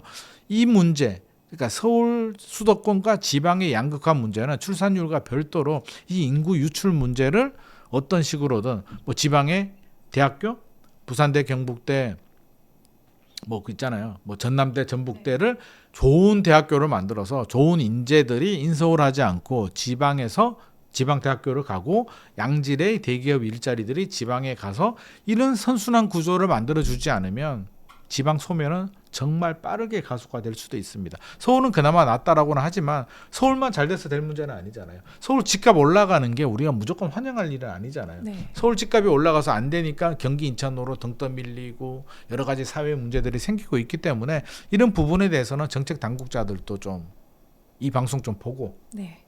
경각심을 가지고 정책 수립에 좀 다시 한번 더 신경을 써주면 좋을 것 같습니다. 사실 말씀해 주신 것도 그렇고 또 규제가 많아져서 다주택 이제 투자가 또 어려운 부분도 있기 때문에 많은 분들이 똘똘한 한 채가 최고다. 이래서 더 양극화가 더 또 이제 가속화되는 거 아닌가 이런 이야기도 있는데요. 그렇다면 이런 양극화가 말씀하신 대로 한 2, 3년 정도는 계속 지속될 거라고 하셨는데 이게 앞으로의 이제 쭉 우리가 사회적인 현상으로 계속 갈 건지 아니면 그 2, 3년 이후에는 또 이렇게 나아질지 어떻게 보세요? 마음이 무거운데요. 네. 나아지지 않을 것 같습니다. 저 개인적인 생각입니다. 저는 나아지길 바랍니다. 진짜로 간절하게. 제 고향도 지방이고 왜냐하면 저는 지방이 잘 돼야 서울도 산다고 봅니다. 서로 균형이 맞춰야지 서울로만 몰려들면 서울이 어떻게 되겠습니까? 서울에 왜 주택 공급이 부족한데요? 주택이 부족한 게 아니라 수요가 많은 거예요. 서울은 과수요입니다. 그래서 이 과수요 문제를 해결하지 않으면 문제가 답이 없는데 사실 앞서서 정책 얘기했잖아요. 규제. 저는 규제도 한몫한다라고 보는데 다주택자 규제를 하니까 만약에 우리가 다주택이라고 생각을 해보자고요. 다주택 하면 세금, 대출 뭐 여러 가지 규제들을 많이 받는다고 하면 우리는 똘똘한 지역, 똘똘한 한 채의 선택을 할 수밖에 없어요. 똘똘한 한 채가 언제부터 나왔냐면 그 노무현 정부 시절 2003년에서 2007년 사이 어떤 정책 때문에 나온 줄 아세요? 똘똘한 한 채가 양도세 중과세부터 등장을 합니다. 다주택을 가지게 되면 양도세 중과세를 때리는데 양도세는 우리 양도 차익에 대한 세금이잖아요. 집을 10억에 사서 20억이 됐어요. 10억 원이 남으면 우리가 6에서 45% 양도세율에 따라서 누진세율을 부과하게 되는데 내게 되는데 여기에 이제 세율을 더 부과하는 거죠. 더 높게. 그래서 문재인 정부 시절은 3주택 이상이면 플러스 30% 포인트. 그러면 45% 최고 세율이 45%니까 75% 지방세까지 하면 82.5% 10억이 남았는데 8억을 세금 내라고 하면 네. 우리 카프카님은 내겠습니까? 안 팔죠. 안 팔죠. 네. 저는 그런 애국자 아닙니다. 저 마음으로 기도하고 국가를 위해서 간절한 마음을 가지고 있으나 세금을 절반 정도는 낼 수는 있는데 이게 80% 내라고 하면 안 합니다. 네. 안 하면 어떤 방법? 안 파는 방법이 있고 애당초 이 문제의 씨앗을 안 뿌리는 거죠. 뭐? 다주택으로 안 가는 겁니다. 네. 굳이 국가 좋은 일 시켜주는 내가 열심히 노력하고 대출이자 내고 세금 내가지고 겨우 10억 양도 차익을 만들었는데 국가가 7, 80%를 가지고 간다? 안 합니다. 나는 그냥 서울에 한 채만 가지고 가렵니다. 이 현상이거든요. 이게 똘똘한 한 채입니다. 그래서 노무현 정부 시절에 나왔던 게 똘똘한 한 채. 똘똘한 한채가 좀 달라져요. 시대마다 달라지는데 그때 똘똘한 한채는 이제 버블 세븐이라고 하죠. 네. 버블이 많은 7개 지역을 찍습니다. 서초구, 강남구, 송파구, 과천도 들어갔나? 용인, 평촌, 목동 들어갔나? 뭐 이렇게 들어갔는데 찍으니까 어떤 일이 발생해요? 또 좌표를 찍어줬다고 그 집값이 더 오르네. 좋은 지역이니까 정부가 규제 지역으로 처음 지정하게 되면 좋은 지역이라고 해서 투자가 더 몰려듭니다. 그래서 그게 똘똘한 한 채 이제 시작이었는데 앞으로도 더 심해지죠. 최근에 똘똘한 한 채는 이제 버블 세븐이 아니라 그냥 서울 한강 벨트로 이제 거의 뭐 정해지고 있는 분위기입니다. 한강 벨트라고 한다면 서초구, 강남구, 송파구, 마용성이죠. 마포구, 용산구, 성동구, 좀 더하면 강동구와 동작구까지 포함이 될 수도 있습니다. 한강 벨트가 저는 이거 안 바뀔 것 같습니다. 뭐 제 생각이 틀리길 바라는데 언제까지? 뭐 10년 후는 솔직히 우리가 모르겠고 10년 후에 어떤 일인지 모르겠고 적어도 10년 이내, 5년, 10년 이내는 이 선호도는 떨어지지 않을 것 같고요. 더 강화됩니다. 경기 안 좋잖아요. 이제 우리 저성장으로 들어갔거든요. 장기 침체 저는 진입했다고 봅니다. 엄청난 노력, 정부와 국회와 기업과 국민이 온 힘을 다해서 노력을 하면 탈출할 수는 있는데 그게 안 되면 이제 장기 침체로 들어가거든요. 장기 침체로 가면 양극화 더 심해집니다. 우리 사례가 있잖아요. 일본. 네. 저는 일본을 굉장히 예의주시하고 있는데 뭐 먼 나라가 아니지. 가까운데 마음은 좀 먼 나라. 그런데 음식은 맛있어. 여행은 가고 싶은. 근데 왠지 마음은 좀 안 들어. 뭐 이런 나라인데 일본에 대해서 참 이게 미묘한 여러 가지가 있어요. 일본은. 그래서 이런 감정 빼고 반일 감정 빼고 일본 대로만 보면 경제적으로만 본다면 사실 우리 일본 덕을 좀 많이 봤거든요. 왜냐하면 우리가 아프리카에 있었다면 지리적으로 입지가 아프리카의 한 나라였다면 한강의 기적이 가능했을까? 저는 불가능했다고 봅니다. 미국이 원조를 해준다? 전 세계 수많은 나라들이 미국의 원조를 받았는데 왜 우리가 잘 됐을까요? 우리 국민들이 뛰어나서 물론 열심히 살았죠. 뭐 그때 박정희 전 대통령 시절에 뭐 그런 것도 있었고 여러 가지가 있었는데 저는 결정적으로 일본의 영향이 컸다고 봅니다. 우리가 어디서 벤치마킹을 하냐고. 일본이 이제 경제를 성장하는 게 메이지 유신이잖아요. 물론 메이지 유신 이전에 1800년대 메이지 유신 이전에도 일본은 경제가 상업이 굉장히 활성화가 됩니다. 일본 은행이 우리 조선시대 중기부터 일본은 은행이 등장합니다. 1600년대, 1700년대 일본은 벌써 뭐 선물 시장이 만들어지고 뭐 그런 상업이 발달하는 나라였거든요. 메이지 유신에서 보고 배우죠. 미국, 영국에 가서 뭘 배웁니까? 두 가지를 배우죠. 세 가지인가? 하나는 철도, 교통. 철도 물류를 만들어야겠다. 그걸 하나 배우고요. 두 번째는 은행. 뱅크를 만들어야 자본력이 생겨서 투자가 들어간다. 세 번째 기업. 그 뱅크로 도움을 받는 기업들이 자산을 형성해서 경제를 이끌어가는 겁니다. 그걸 만드는 거거든요. 그래서 일본이 이제 그걸 도입을 해서 벤치마킹을 해서 근대화에 성공하고 너무 나가가지고 이제 전쟁까지 하는 바람에 이제 폭삭 망하게 되는데 우리는요 본의 아니게 이제 일본은 나쁜 의도로 우리를 침탈하기 위해서 들어왔으나 기본적으로 철도 깔고 은행 만들고 우리나라의 은행들이 그 당시에 많이 만들었잖아요. 은행 만들고 기업들도 만들어집니다. 그러면서 우리는 굳이 메이지 유신을 하지 않아도 자연스럽게 일본한테 배운 거예요. 그래서 통일이 되죠. 원자폭탄 떨어뜨려서 통일이 되는데 만약에 아프리카 나라라면 우리가 뭐 민주화든 민주화가 아니든 뭘 알겠습니까? 어떻게 나라를 만들어요. 근데 일본에서 만들어 놓은 시스템을 카피를 떠서 우리는 빠르게 그리고 일본 기업들 있잖아요. 제조업 경공업, 전자, 조선, 자동차 이거 우리가 무슨 수로 기술 개발하겠습니까? 원점에서 다 가지고 오잖아요. 그래서 일본을 빠르게 따라잡아서 우리가 빠르게 말도 안 되는 한강의 기적이 저는 가능했다고 보는데 사실은 그래서 덕본 부분도 있죠. 근데 일본의 실패도 저는 빨리 좀 벤치마킹을 했으면 좋겠다. 일본이 잃어버린 30년이 왔잖아요. 근데 그게 단순히 우리는 이제 플라자 합의 1985년도에 이제 플라자 합의 때문이라고 하는데 그거는 하나의 트리거 역할을 했고요. 실제로는 때가 된 거예요. 1950년부터 이제 고도 성장을 해가지고 1980년까지 엄청난 세계 2위 경제 대국이 성장이 됐는데 사실 경제라는 게 변화를 주지 않으면 영원히 성장할 수는 없거든요. 일본이 2차 산업혁명까지는 자동차, 중공업까지는 성공을 했는데 이제 디지털 시대에 뒤떨어진단 말이에요. 그때 잃어버린 30년이 장기 침체가 들어가면서 디지털에 뒤처지면서 30년을 잃어버렸는데 우리가 이제 그 길목에 들어왔단 말이에요. 왜냐하면 70년대, 80년대부터 고도 성장을 해서 이제 40년 정도 성장을 하면 이걸 바꿔주지 않으면 경제는 지속적인 성장이 안 되거든요. 과수원으로 따지면 나무 하나 심어놓으면 몇백 년 갑니까? 아니에요. 열매 많이 하게 되면 나무도 교체해주고 이게 땅도 한 번씩 갈아줘야 되거든요. 근데 우리가 지금 잘 되는 사업이 뭐죠? 반도체, 조선, 자동차, 철강. 이게 어느 시대 때? 30년, 40년. 어떻게 보면 박정희 70년대, 80년대 하던 사업이 자라서 지금 열매를 따먹고 있는데 우리가 그 다음 AI 시대나 새로운 시대에 대한 씨앗을 뿌려놓은 게 없다. 그렇게 본다면 저는 장기 침체는 불가피하다. 시기적으로는.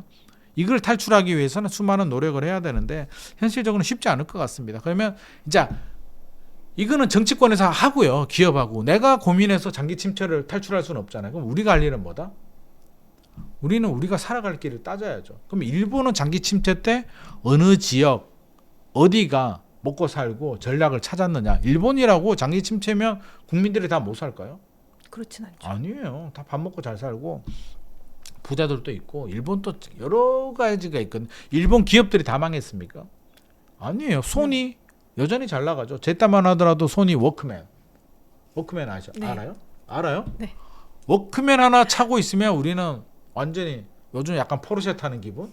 진짜 워크맨이 끝장났거든요. 엄청난 부의 상징이었는데 그 소니가 가전을 포기하고 이제 컨텐츠 기업으로 돌아섰단 말입니다. 과감한 선택, 개혁을 통해서. 그럼 우리 기업들도 지금 중국한테 우리가 이제 추월당하는 건 시간 문제입니다.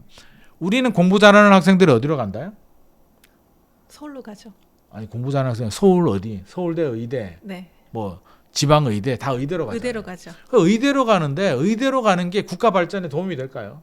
큰 도움이 된다고 저는 하기는 어려워. 전교 1등이 의대 갈 필요는 없다고 봐요. 의사는 진짜 봉사할 정신을 가지고 어느 정도 공부 잘하는 애들이 가면 되고 진짜 잘하는 애들은 공대나 가서 우리 사회, 반도체나 이런 인력이 돼야 되는데 중국이나 인도는 그게 되는데 우리는 지금 의대로 빠지기 때문에 가만히 있어도 안 됩니다. 그래서 이거는 알아서 하시고 일본은 힌트를 하면은 살아남는 지역들은 살아남더라. 네. 뭐 도쿄라든지 핵심 지역들. 그래서 인구가 뒷받침이 되는 대도시는 살아남는데 거기서도 좀 더 구체적으로 들어가게 되면 이제 세 가지 공통점이 나오더라고요. 역세권. 역세권은 살아남습니다. 지금은 역세권 범위가 넓잖아요. 네. 인구가 줄어들잖아요. 앞으로 20년 후에. 20년 후에는 아마 서울도 영향을 받을 겁니다. 인구가 줄어들게 되면 역세권의 바운더리가 더 줄어들어요. 더 핵심으로. 네. 그래서 가급적이면 역 주변으로 가야 되고요. 앞으로 우리나라는 이제 아파트 문화니까 일본하고 다른 점은 우리가 아파트 문화이기 때문에 대단지 브랜드 아파트 선호도 신축 아파트 선호도 훨씬 더 올라갑니다. 구축 같은 경우는 재건축이 될 만한 입지가 좋은 곳들. 두 번째 특징은 주거 인프라. 우리로 따지면 학교, 편의시설, 뭐 교통 이런 게 다 잘 갖춰져 있는 곳들이 수요층이 그나마 양극화라고 했잖아요. 양극화가 잘 사는 사람들은 더 잘 살아요. 중간이 밑으로 내려오는 게 양극화거든요. 중간이 튼튼하면 양극화가 아니고 중간이 밑으로 내려가는 게 양극화입니다. 잘 사는 사람들은 여전히 잘 삽니다. 그러면 잘 사는 동네들, 자금력이 되시는 분들, 수요가 풍부한 곳들은 살아남죠. 양질 일자리가 있는 곳. 그래서 우리 수도권에서만 보더라도 일자리가 있는 곳, 뭐 서울은 당연한 거고, 뭐 평택이라든지 수원이라든지 용인 이런 지역들에 최근에 많은 분들이 관심을 가지는 게 본의 아니게 본능적으로 알고 있는 거죠. 아, 이런 쪽이 일자리가 있는 곳이 살아남겠다. 물론 기업이 잘 돼야겠죠. 우리나라 기업들이. 그래서 이런 특징을 본다면 무조건 두려워할 필요는 없을 것 같고요. 양극화 흐름에 맞춰서 이렇게 가되 이제 자수성 가기가 점점 힘들어집니다.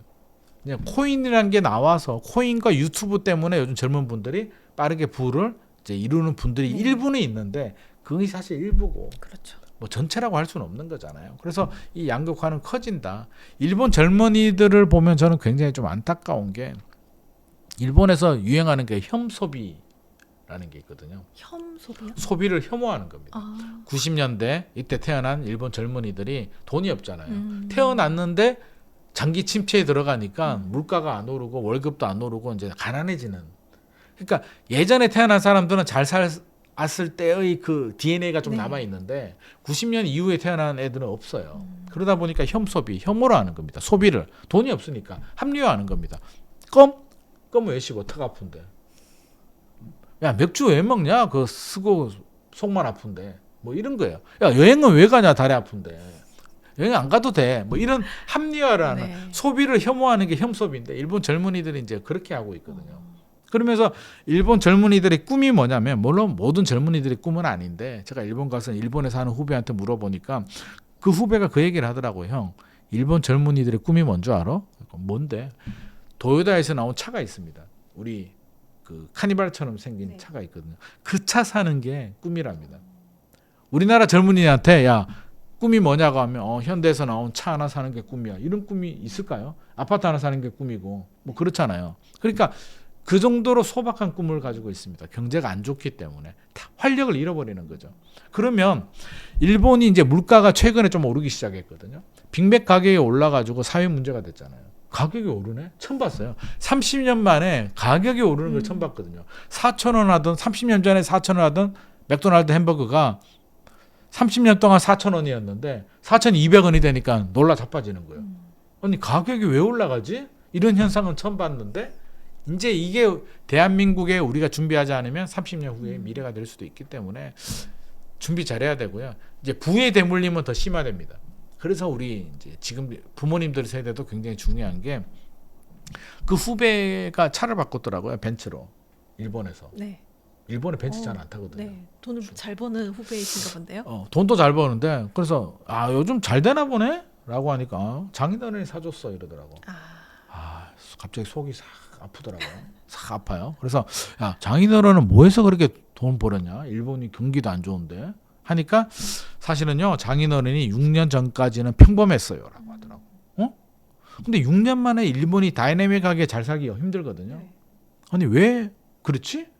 그 이유가 뭔데? 뭔 사업하셨어? 라고 하니까 아니 장인어른 아버지가 돌아가셔가지고 상속받아가지고 부의 대물림이 그러니까 일본 또 80년, 70년대, 80년대 부동산 투자를 해서 부를 일군 사람들이 그 부가 대물림은 되고 있습니다. 그분들은 부자가 될 수 있기 때문에 우리나라도 지금 기성세대들은 이 자기가 형성한 부가 결국에는 자녀한테도 넘어가는 중요한 시점이기도 합니다. 그래서 우리가 이렇게 성정길 유튜브 보면서 공부도 하고 투자도 하는 이유가 나도 잘 살아야 되지만 우리 자녀 세대들을 위해서라도 우리가 열심히 투자는 해야 될 것 같습니다. 약간 요즘 이제 불확실성도 커지고 또 양극화도 심해지고 그래서 이런 시기에 더욱 강남의 똘똘한 한 채를 더 갖고 싶다라고 생각하시는 분들이 많은데 더 늦기 전에 지금이라도 사는 게 좋을까요? 돈이 없잖아. 돈 있으면 사지. 강남에 돈 있으면 사라고. 근데 사도 좋아요. 사도 좋은데 일단 자금력이 너무 부족하고요. 최근에 이제 강남에 신고가 나오는 것들 있잖아요. 사실 그거는 지금 여러 가지 상황을 보게 되면 물론 그들만의 리그 압구정이나 반포나 여의도나 이런 지역들은 이제 제가 볼 때는 어느덧 레벨 약간 그들만의 뭐 홍콩이나 뉴욕 가도 가격이 뭐 말도 안 되잖아요.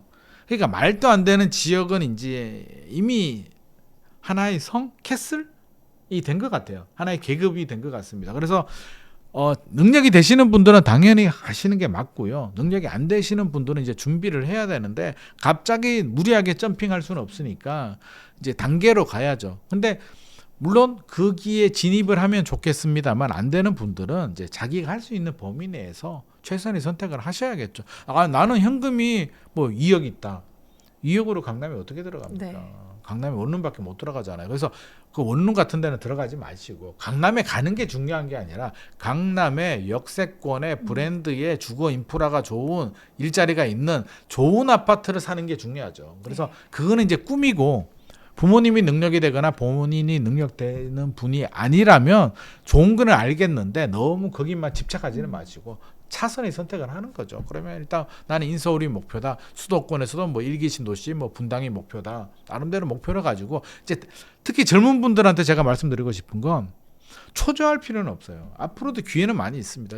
한 번에 무리하게 점핑하려고 하면 여러 가지 부작용들이 생기거든요. 그래서 지금 상황에 맞춰서 저는 10년에 2번씩만 투자해도 자 30대라고 생각해 보죠. 30대, 40대, 50대, 60대까지 투자하면 40년을 투자할 수 있거든요. 그럼 10년에 2번씩만 투자하면 8번의 기회가 있습니다. 안 될 것 같습니까? 10년에 2번 못 할 것 같아요? 할 수 있을 것 같아요. 할 수 있어요. 그러니까 그렇게 올라가는 겁니다. 그래서 50대, 60대에 진입을 하면 되는 거지. 지금 돈 있으면 진입을 하되 너무 빠르게 욕심을 내면 부동산이 무서운 게요. 저는 넘어지더라도 젊을 때 넘어져야 된다고 생각하거든요. 우리 넘어지는 거 있잖아요. 저희 부모님은 이제 연세가 있으신데 연세가 있은 노인분들이 넘어지면은 치명적이에요. 네. 매우 위험합니다. 근데 20대가 넘어지는 거? 뭐 수시로 넘어지지. 장난치다 넘어지고 특히 남자들은 수명이 짧은 이유가 어디서 뛰어내리고 뭐 생쇼를 하더만. 그러니까 넘어져도 괜찮죠. 네. 그러니까 젊을 때 다소 공격적으로 하는 거는 괜찮은데 지나치게 공격적으로 하게 되면 부동산을 한번 꼬이면요. 회복하는 데만 10년, 15년이 걸립니다. 그래서 절대 무리하게 감당하기 어려운 그런 거는 절대 하시면 안 되고요. 단계별로 10년에 2번씩만 하자. 2채씩만 사자. 그래서 사고, 2채 사고, 한 채 팔고, 한 채 갈아타고. 네. 요렇게. 제가 최근에 이제 부자들의 그 리포트 책을 좀 보면서 딱 배웠던 게, 배웠다기보다는 이거다 싶었던 게 뭐냐면 30대, 40대 때는 사고 팔고의 횟수가 비슷해요. 네. 예를 들어서 두 번 사고, 2번 팔고. 근데 70대 정도 되니까 2배가 차이가 납니다. 예를 들어서 사는 거는 바잉은 10건, 네. 셀링 파는 거는 5건. 덜 파는 거예요. 누적이 되는 거죠. 그러니까 처음에는 비슷하다가 나중에는 보유를 많이 하는 네. 겁니다. 버티는 거. 제가 항상 강조하는 게 버티는 거라고 하잖아요. 살 때보다는 팔 때가 중요하다. 그래서 사고 팔고만 계속하면 남는 게 없는데 점점 이게 누적을 시키는 거죠. 70대가 되면 결국에는 내가 사는 횟수보다 파는 횟수가 줄어들었기 때문에 내가 보유하고 있는 부동산이 많은데 네. 그게 단기간에는 어렵기 때문에 중장기 플랜을 세우고 이렇게 하나씩 실행하는 전략 중요할 것 같습니다. 최근 그 무제한 계약 갱신 청구권이 이슈가 되고 있죠. 물론 이제 자진 철회가 돼가지고 이제 법안은 없어지기는 했는데 이게 어떤 내용이죠? 자진 철회는 됐는데요. 이게 뭐 끝난 건 아닌 것 같습니다. 저는 제2, 제3의 이제 시도가 앞으로도 계속 있지 않을까. 이 내용을 일단 내용부터 제가 소개를 해드릴 텐데요. 어떻게 이런 생각을 할 수가 있지? 라는 생각이 일단 듭니다. 일단 드는데 의원님이 얘기해도 되나요? 윤종호 의원님이 이제 발의를 했는데 네. 제가 아는 윤종호 의원님이 맞다면 작년인가 재작년에 국회에서 연락이 와가지고 교육을 좀 시켜달라. 부자진들 정책을 만드는데 교육을 시켜달라고 해가지고 그럼 좋은 거잖아요. 네, 굉장히 좋은 거죠. 이렇게 공부를 해서 정책을 만들려고 하는구나. 그래서 제가 갔습니다. 네. 재능 기부. 네. 돈도 안 주더라고. 금압이라도 줄 줄 알았더만 안 주대. 밥 한 끼 사주고 끝나더만. 제가 2시간 동안 열변을 토해서 이 정책이 이런 게 잘못됐고 이런 부분이 잘못됐고 개선해야 되고 임대차법 뭐가 잘못됐고 열심히 했는데 그 의원실이 윤종호 의원실이었어요. 그래서 제가 이 법안을 보고 느낀 게 내가 얘기한 걸 다 빼버리고 피하려고 했구나. 그래서 교육받았나? 라는 생각을 했는데 일단 내용부터 살짝 좀 소개를 해드리면 네. 주택임대차보호법 개정안입니다. 근데 좋은 내용들도 있어요. 이 내용이 다 문제가 되는 건 아니고 좋은 내용부터 좀 소개를 해드리면 먼저 처음에는 좀 훈훈하게 네. 좀 시작을 해보죠. 좋은 내용부터 좀 소개를 해드리면 첫 번째 좋은 내용이 뭐냐면 우리가 대항력이라고 하죠. 네. 임대차 계약을 하게 되면 뭘 하나요? 전입신고하잖아요. 네. 전입신고하면 효력은 언제 나오죠? 그날 밤 12시에 나옵니다. 그러니까 내가 오후 2시에 주민센터 가서 전입신고를 해도 2시가 아니라 12시. 시간이 몇 시예요? 10시간 더 지나서 12시에 효력이 나오는데 그 사이에 누가 근저당을 설정을 하거나 뭐 하게 되면 순위가 달라질 수 있잖아요. 네. 밤 12시는 다음 날이거든요. 네, 그렇죠. 그러니까 순위가 밀려버리는 거예요. 문제잖아. 네. 그래서 바로 즉시 전입신고하는 즉시 대항력이 나오도록 이거는 너무 좋은 법안인데요. 내용이. 잘했죠. 네. 진작에 이렇게 했어야 돼요. 그래서 이거는 무조건 잘했습니다. 저는 박수. 요거는 박수 쳐주고 또 잘한 거 또 있어요. 집주인이 세금을 체납하면 문제가 되잖아요. 네. 그러면 지금 법은 어때요? 지금은 예전에는 집주인 동의를 받아야 돼요. 집주인의 납세 증명서를 확인하려면 네. 세금 체납 정보를 확인하려면 집주인 우리 카프카님이 집주인이면 제가 가서 세금 체납 정보 제가 좀 동의할게요. 좀 열람 좀 해도 되죠? 얘 해도 괜찮은데 네가 그걸 왜 보냐? 라고 할 수도 있잖아요. 그렇죠. 안 됐는데 전세 사기가 생기니까 계약 기간 동안에는 계약서 쓰고 잔금하는 동안에는 물어보지 않고 내가 가서 확인할 수 있게 네. 해줬습니다. 할까요? 바빠 죽겠는데? 아니 지금 세입자들이 놀고 있는 게 아니잖아요. 네. 다들 나름대로 자기의 뭐 자영업을 하든 직장을 다니든 자기의 삶의 자리에서 살기 위해서 발버둥을 치고 있는데 직장인 같으면 그런 거죠. 저 팀장님, 저 잠깐 외출 좀 해도 되겠습니까? 너 왜? 저 세입자 세금 체납 정보 좀 확인 좀 하려고. 팀장 표정이 이렇게 되지 않겠습니까? 하지 말라고 할 수도 없고 저거 이렇게 되잖아요. 눈치 보이잖아요. 근데 개정 안에는 어떤 내용이 들어가 있었냐면 집주인이 계약하고 15일 이내에 주인이 지가 발행을 해가지고 납세증명서를 국세, 지방세 납세증명서를 따로 발급받아야 되거든요. 받아서 주는 거죠. 여기 있습니다. 나 깨끗한 사람이에요. 네. 괜찮아요. 라고 해주는 겁니다. 이것도 좋죠. 네. 수가 좋은 게 있다니까요. 또 좋고. 또 하나 더 말씀드리면 요거는 약간 논란의 소지가 있는데 집주인이 바뀔 수가 있잖아요. 그렇죠. 전세는 제가 무이자 대출이라고 제가 항상 네. 강조를 드립니다. 집주인이고 제가 세입자면 돈 전세가 3억이라고 하면 제가 3억이나 돈을 맡겼어요. 맡기고 잠시 이자 대신 내가 집에 거주해서 살고 있는 거잖아요. 살고 있는데 집주인이 바뀌었어요. 카프카 2로. 네. 돈을 빌려준 내 입장이라면 어떨까요? 좀 불안하겠죠. 그렇죠. 네. 근데 대부분 지금까지는 넘어가요. 그러면 얘기하면 집주인이 그러죠. 네가 뭔 신경 써? 그냥 어차피 다 승계 되는데 새로운 집주인이 줄 거야. 신경 꺼라고 할 거잖아요. 말은 속으로 하겠지. 이렇게 말하지는 않겠지만. 네. 자, 그런데 이게 전세가 아니고 친구한테 빌려줬다고 생각해 보죠. 제가 카프카님한테 3억을 빌려줬습니다.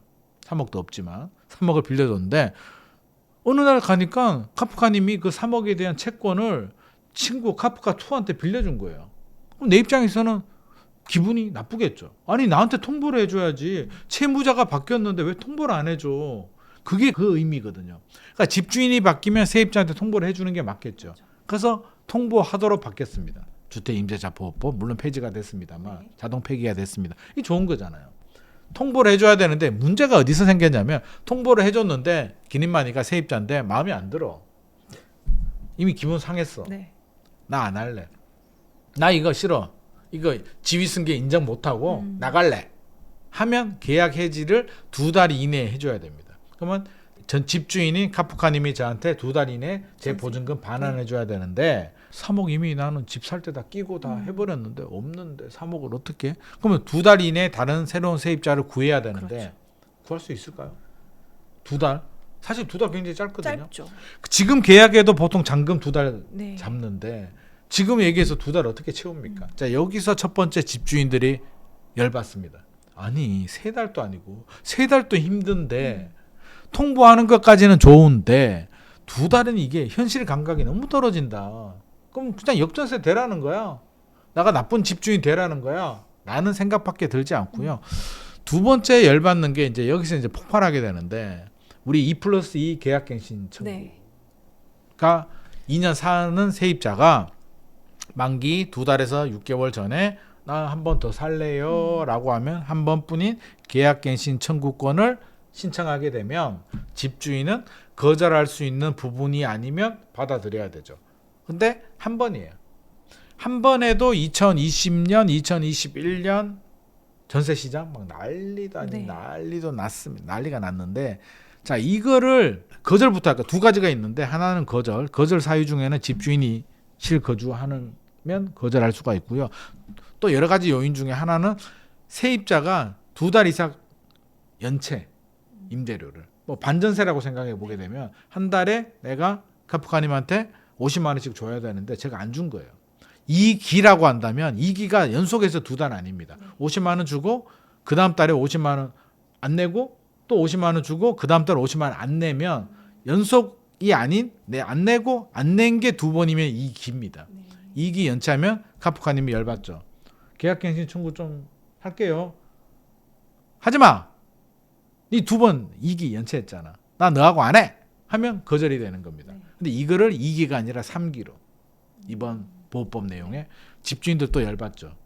아니 뭘 자꾸 세입자만 좋은 일 자꾸 시켜줘. 2기도 아닌 또 2번 또 화가 나는데 3번이라고 더 화가 나는 건 1회뿐인 계약갱신 청구가 법률 내용을 보자면 1회를 폐기하고 제한 없이 사용할 수 있게 해주겠다. 제한 없어? 무제한이야? 무한도전도 아니고? 이렇게 되는 거죠. 그러면 어떻게 돼요? 이게 갱신될 때마다 5%밖에 못 올리잖아요. 그렇죠. 그럼 연금 무한으로 5%밖에 못 올리면 집주인은 어떡하라고? 이제 여기서 이제 폭발하게 됩니다. 많은 집주인들이 이제 항의를 빗발치게 하게 되고 공동 발의한 분들이 이제 놀랬죠. 취소합니다. 네. 그러면서 자동 폐기가 됐는데 이게 만약에 폐기가 안 되면 어떤 일이 생길까요? 이게 국회 통과했어요. 실제로 개정이 돼버렸어. 그러면 우리 집주인의 카프카님은 이제 어떻게 할까요?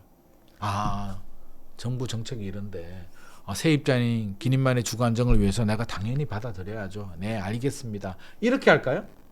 개인 사유 재산을 국가가 마음대로 그렇죠. 이렇게 할 수 화가 있나? 나면서 그 화가 누구한테 가요? 이제 이 집에 옵니다. 네. 그래서 내가 저 집을 선택지가 뭐가 있다? 2가지가 있죠. 하나는 안 해. 나 월세로 바꿔버릴래. 하는 방법. 네. 계약갱신 청구 난 계속 할 건데요. 내가 입주해가지고 너를 쫓아내는 한이 있더라도 내가 반드시 너를 보내버리고 내가 월세로 바꿔버린다. 첫 번째 방법. 두 번째 방법은 안 되겠다. 그냥 나는 팔아버리겠다. 대한민국에서 이제 전세 임대 사업은 답이 없다. 팔아버리겠다. 팔아버리면 어떻게 된다? 주택수가 줄어들잖아요. 이제 똘똘한 지역, 똘똘한 한채 현상이 더 강화됩니다. 양극화가. 그러니까 집주인이 선택할 수 있는 방법은 월세와 팔아버리는 똘똘한 거로 가는 방법 이 2가지가 남아 있습니다. 그러면 이게 시행이 됐다면 사실은 전세가 좀 불안정한 제도는 맞잖아요. 월세 시대로 가는 길이 훨씬 더 빨라졌을 거고요. 두 번째는 똘똘한 지역, 똘똘한 한 채 현상이 훨씬 더 강화됩니다. 왜냐하면 지방에 내가 예를 들어서 5주택이에요. 예를 들어서 5주택인데 서울에 한 채를 가지고 있고요. 뭐 수도권 외곽에 2채를 가지고 있고 지방에 2채를 가지고 임대 사업을 하고 있었는데 이렇게 되면 어떤 마음이 들까요? 답 없네.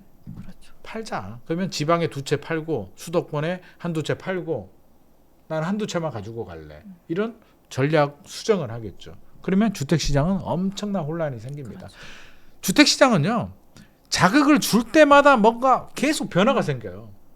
문재인 정부의 정책이 부동산 정책이 하나하나 따져보면 다 이해가 되잖아요. 사실 종합부동산세도 논리가 있어요. 네. 무조건 나쁜 게 아니거든요. 지나치게 빠르게 많이 올린 게 문제고 양도세도 집값이 오르니까 중과세 할 수도 있지. 근데 너무 빨리 너무 많이 그리고 동시다발적으로 규제를 하다 보니까 시장이 엄청난 왜곡을 생겨버립니다. 양도세만 하더라도 중과세 하니까 사람들이 뭐라고 생각해요? 안 해버리잖아요. 안 팔래. 안 파니까 매물 잠김 현상. 매물이 안 나오는 거죠. 근데 입주 물량도 부족한데 매물까지 안 나오게 되면 공급이 부족하니까 집값이 올라가죠. 이런 여러 가지 왜곡들이 생기는데 다행인지 불행인지 우리나라 정치하는 분들은 이런 거 잘 모르는 것 같습니다.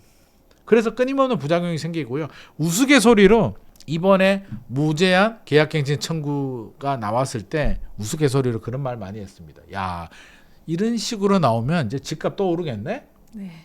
야, 이거 탄핵해가지고 정권 바뀌어서 이런 거 몇 번만 나와봐. 또 왜곡돼서 서울 집값 또 올라가겠네. 라고 말하는 분들이 제 주변에 꽤 있었습니다. 이게 바람직하지 않잖아요. 그래서 폐기는 됐습니다만 사실 이런 생각을 했다는 것 자체가 이미 마음속에는 이런 생각을 가지고 있는 거잖아요. 네.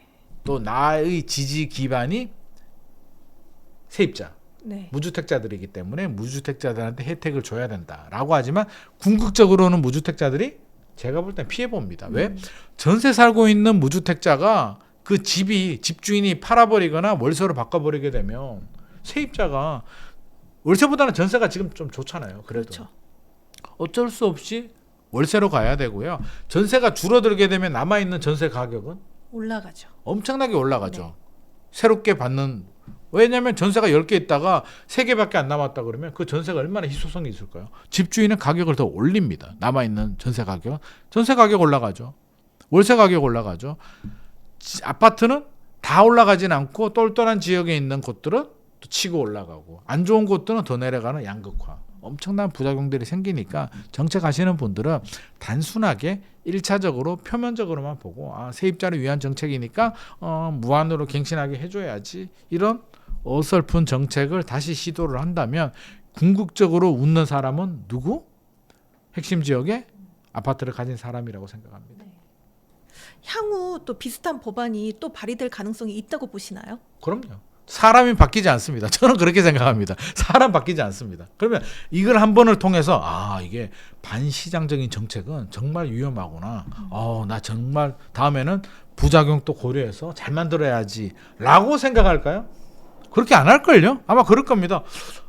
이거 진짜 한번 하려고 했는데 진짜 이거 반발하네? 다음에 기회를 봐서 한번 더 해야겠다 라는 생각을 제 생각에는 할 것 같습니다. 우리나라 정치인들이 여당이든 야당이든 떠나서 제가 만나보니까 그렇게 스마트하지 않은 것 같습니다. 네. 최근에 또 사실 이제 1기 신도시 선도지구 발표가 있었는데요. 네. 이 발표 이후에 이제 선도지구에 지정된 또 아파트들은 호가가 또 올라가고 네. 또 그 주변 아파트들은 뭐 일부 아파트는 그대로 호가가 유지되고 또 떨어지고 이게 좀 다양하더라고요. 네. 근데 이게 어떻게 잘 진행될 거라고 보시나요? 추진은 될 겁니다. 만약에 정권을 바뀌든 안 바뀌든 추진은 되는데 2027년 착공, 2030년 완공은 애당초 불가능하다고 제가 말씀드렸습니다. 네. 그건 말이 안 됩니다. 2027년 착공 들어가려면 지금 이주해야 됩니다. 나가. 지금 이사 나가야 돼요. 네. 나 어디로? 추가 분담금은 얼마? 이주비는 얼마? 아무것도 정해지지 않았습니다. 그래서 애당초 계획은 안 되는 거고요. 근데 추진을 합니다. 누가 되더라도 이건 안 할 수가 없어요. 정치 공학적으로 말씀드리면 제가 정치 분석가는 아니지만 내가 정치인이라면 역지사지 해보면 안 할 이유가 없어요. 안 해서 떨어지는 표가 굳이 저는 더 해준다니까요. 세종시 보시면 세종시가 왜 노무현 정부 시절에 이제 했잖아요. 네. MB 정부 시절에 이걸 바꾸려고 했거든요. 그냥 행정도시가 아니라 기업과 행정이 결합된 도시를 만들겠다. 복합도시를 만들겠다. 사실 이게 더 좋은 거잖아요. 공무원들만 가는 것보다 대기업 직원들이 가면 훨씬 더 좋은 거잖아요. 그렇죠. 저는 이게 더 좋은 안이었는데 그때 분위기는 어땠냐면 못 믿으니까 불안하니까 행복도시를 안 하려고 하는 의도 아닐까 해서 막 난리가 납니다. 반발하고 하니까 MB가 안 해버렸는데 했으면 세종시 집값 더 올랐죠.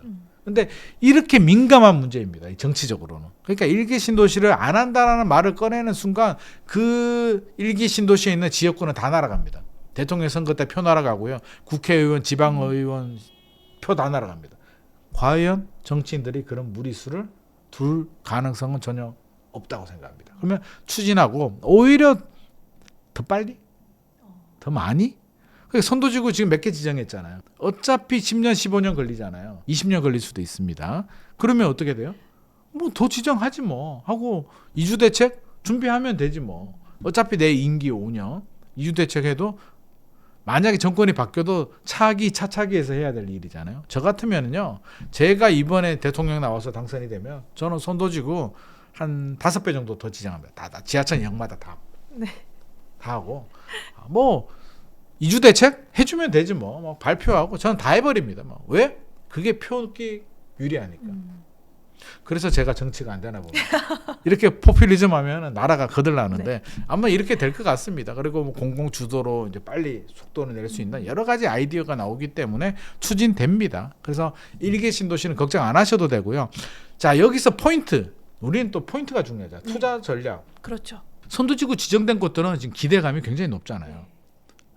정치적 불확실성 그거 지나면 우리는 어차피 1번 타자야. 정권이 바뀌어도 선도지구 자체를 바꿀 수는 없잖아요. 선도지구를 정부에서 지정한 게 아니라 주민들이 동의해서 정당한 경쟁을 통해서 특별법에 의해서 한 거잖아요.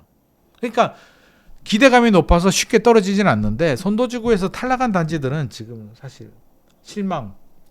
실망의 정치적 불확실성에 대출 규제에 트럼프 불확실성에 경기 침체 우려에 모든 게 다 결합됐어요. 심리적으로 위축이 되어 있겠죠. 불확실성이 길어지면 이런데 급매물이 나올 수도 있는데 저는 차라리 선도지구 탈락한 단지 중에 역세권 단지들 있잖아요. 괜찮은 단지들. 네. 오히려 투자를 하려고 생각했던 분이라면 손도지구 지정된 단지보다 탈락한 단지를 하겠습니다. 왜? 앞서서 제가 말했잖아요. 만약에 탄핵이 돼서 바뀌게 돼서 한다면 손도지구 저는 지정할 가능성은 높다고 봅니다. 그런데 나는 딱 투자했는데 지정되면 호가 오르죠. 기대감이 커지니까. 이런 걸 노려보셔도 저는 괜찮겠다. 그리고 부동산은 첫째도 입지, 둘째도 입지, 셋째도 입지입니다. 입지가 좋은 역세권의 가치는 앞으로도 큽니다. 그러면 이번에 손도지구 지정된 단지들 중에 역세권 아닌 단지도 있거든요. 저는 선도지구가 이번에 지정된 선도지구가 1차라고 본다면 2차, 3차, 4차 중에 역세권에 입지 좋은 곳이 궁극적으로 저는 사업성도 좋고 더 빨라질 수도 있겠다라는 생각을 가지고 있습니다. 그래서 입지, 역세권, 주변 환경, 기본에 충실하는 투자 전략 하시기 바라고 정치적으로 잘 타면 선도지구 추가 지정될 때 혜택을 볼 수도 있습니다. 혹시 지금 그 부동산 상황에 반전을 가져다 줄 만한 이슈가 있다면 뭐라고 보시나요? 반전을 가져다 줄 이슈는 일단 불확실성 제거입니다. 이게 제거되지 않으면 다른 이슈가 의미가 없는 게 가장 중요한 게 대한민국에서 뭐예요? 진짜 가장 중요한 게 대통령이잖아요. 대통령이 지금 직무정지가 되니 안 되니 탄핵이 되니 안 되니 누가 되느냐의 상황에서 이거보다 더한 불확실성은 이제 전쟁밖에 없는 거 아닐까요? 네. 그 전쟁 나면 안 되잖아요. 그러니까 그렇죠. 그런 불확실성을 제한다면 불확실성이 내년 상반기 넘어가면 안 됩니다. 네. 짧게는 한 3월, 4월에 끝나는 게 가장 좋고요. 끝난다는 게 확정되고 이제 대선 들어가는 겁니다. 대선 들어가면 괜찮아요. 그래서 대통령 취임까지도 안 바래요. 그냥 대통령이 누가 될 것이다 정도 윤곽만 나오면 불확실성 제거가 되기 때문에 그게 가장 베스트 시나리오고요. 그 다음 전략. 자, 이제 안개가 지나갑니다. 불확실성 제거됐어요. 그러면 이제 앞에 보이잖아요. 그러면 이제 두 가지 논리가 또 충돌이 되죠. 어떤 논리? 상승의 논리는 뭐가 있을까요? 2020 공급 부족. 2025년 내년에 공급 물량이 올림픽파크 포레온을 빼면은 막 23,000, 25,000호 정도 되는데 2026년은 7,000호입니다. 서울 아파트 입주 물량이. 입주 물량이 급감해요. 2027년 또 입주 물량 많이 나오지 않습니다. 2022년 문제가 생겼던 부분에 대한 건설회사들이 추가 공급을 많이 못했기 때문에 2027년 또 문제예요. 입주 물량 줄어들면 전세 가격 올라가죠. 네. 기준금리 내려가죠. 네. 골드만삭스는 2025년 한국은행 기준금리를 2.25%라고 예상을 했습니다. 2.25가 될지 2.5가 될지는 모르겠으나 2.5면은 두 번 내리는 거고요. 네. 2.25는 세 번 내리는 겁니다. 저는 두 번에서 세 번은 충분히 내린다고 생각합니다. 경기가 안 좋아지면 더 많이 내릴 수도 있습니다. 그러면 아무튼 이 정도 내리면 대출금리 0.5%포인트 정도 떨어지겠죠. 이런 걸 본다면 상승 가능성, 반등 가능성, 하반기 반등 충분히 가능하다. 2025년 부동산 시장을 본다면 상저하고나 상저하중 정도는 저는 충분히 가능하다고 보고요. 이제 반대 목소리 하락을 네. 점치는 분들 이야기를 좀 살짝 들어보게 되면 여전히 집값이 비싸다, 네. 없다. 작년에 좀 많이 오르났다. 그리고 실수요자들이 집을 많이 샀기 때문에 전체적인 투자 수요층이 굉장히 얇아졌다. 뭐 여러 가지 논리들을 갖다 대는데 물론 뭐 틀렸다는 말은 아닌데 누가 맞을지는 모르겠으나 저는 궁극적으로는 긍정의 힘을 믿습니다. 네. 누가 불안하자 그러면 저는 집주인보다 오히려 매수자들이 불확실성만 제거가 된다면 정치적 불확실성만 제거가 되면 사실 매수자들이 더 불안할 것 같아요. 집주인들은 아 몰라 나는 1년 버텨볼래 라고 하는데 집주인들 그럼 1년 동안 신경 안 써도 돼요. 집을 사려는 분은 계속 모니터링 할 거예요. 아, 올랐나? 내렸나? 내려가면 얼마나 더 내려가지? 올라가면 이게 얼마나 더 올라가지? 매일매일 하다가 결국에는 어떻게 된다? 아 몰라 그냥 아무거나 사자 그냥.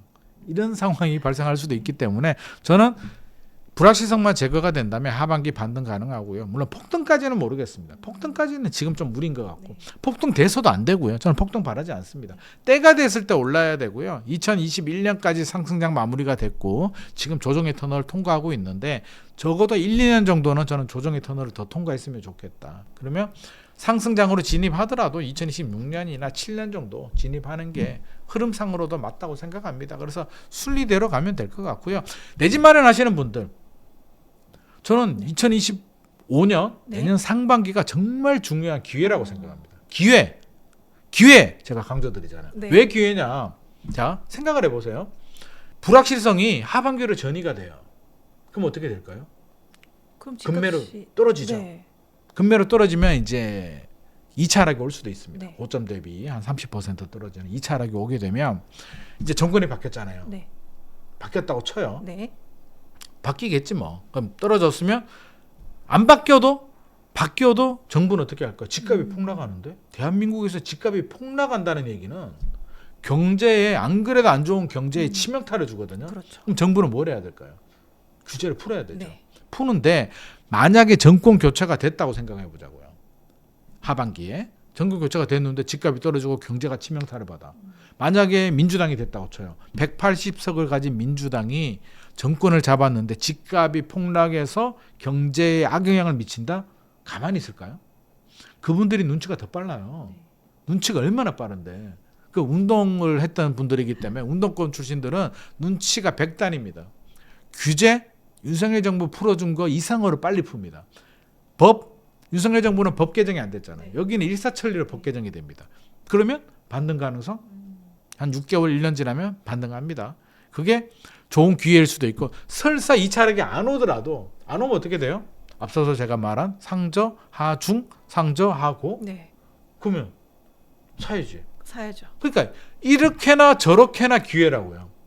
그렇죠? 근데 기회 봐서 필요하면 집값 좀 조정됐을 때 상반기에 내 집 마련 하시는 게 좋을 것 같고요. 내 집 마련 하시는 분들은 만약에 2차 하락이 온다면 그때는 더 빨리 네. 더 적극적으로 조금 기다리려고 했는데 와 이거 고점 대비 30% 떨어지네. 강남 집값도 떨어지네. 강남 집값이 떨어지니까 정부가 뭐 규제 지역 해제를 하네. 뭐 이런 거 나오면 그냥 들어가는 겁니다. 그때 돼서 우리가 또 방송을 하겠으나 그런 기회가 올 수도 있으니 지금부터 우리는 불확실성 많으니까 그냥 신경 끄고 그냥 일만 열심히 할 게 아니라 열심히 일하면서 수시로 성전길 유튜브 보면서 네. 공부를 하면서 끊임없이 저는 타이밍 체크를 하셔야 될 것 같습니다. 네. 오늘 정말 긴 시간 동안 너무 좋은 말씀들을 많이 해주셨습니다. 너무 감사드리고요. 마지막으로 저희 성공의 진심인 구독자분들께 한 말씀 부탁드립니다. 요즘 많이 불안하시죠? 우리가 돌아가 보면 그때가 좋았어라는 걸 아는데 사실 지나가고 있는 과정에서는 모릅니다. 저도 이제 나이를 먹고 우리 카프카님도 마찬가지지만 돌아보면 그때 그런 생각 들잖아요. 그때 그 사람이 참 좋은 사람이었어. 뭐 이런 거. 지나고 나면 압니다. 네. 부동산 시장도 마찬가지입니다. 지나고 나면 그때가 정말 좋은 타이밍이었어. 항상 지나고 나면 후회를 합니다. 2022년 12월 그때가 차라리 좋았어라고 하는데 그때 왜 안 사셨습니까? 무서우니까. 공포가 지배가 되니까. 그러니까 불확실성으로 공포가 지배가 될 때 준비가 안 된 분들은 어쩔 수가 없으나 준비가 되신 분들이라면 나중에 뒤돌아보고 후회하지 마시고 기회가 왔을 때는 저는 잡는 게 맞다고 생각합니다. 이제 기회가 오고 있는 것 같습니다. 집값 떨어지면 어떡하냐고요? 아니 실수요자들이 한 번 사면 7년 평균 7년 네. 보유하거든요. 그러면 한 10년 정도 보유한다고 본다면 설사 타이밍을 잘못 잡아서 상반기에 들어갔는데 하반기에 더 떨어진다? 그냥 잘 살다 보면 결국에 1년 2년 지나면 다 회복을 합니다. 네. 그래서 걱정하지 마시고 내 집 마련 생각하시는 분들이라면 2025년 상반기 예의주시하시기 바랍니다. 네, 감사합니다. 감사합니다.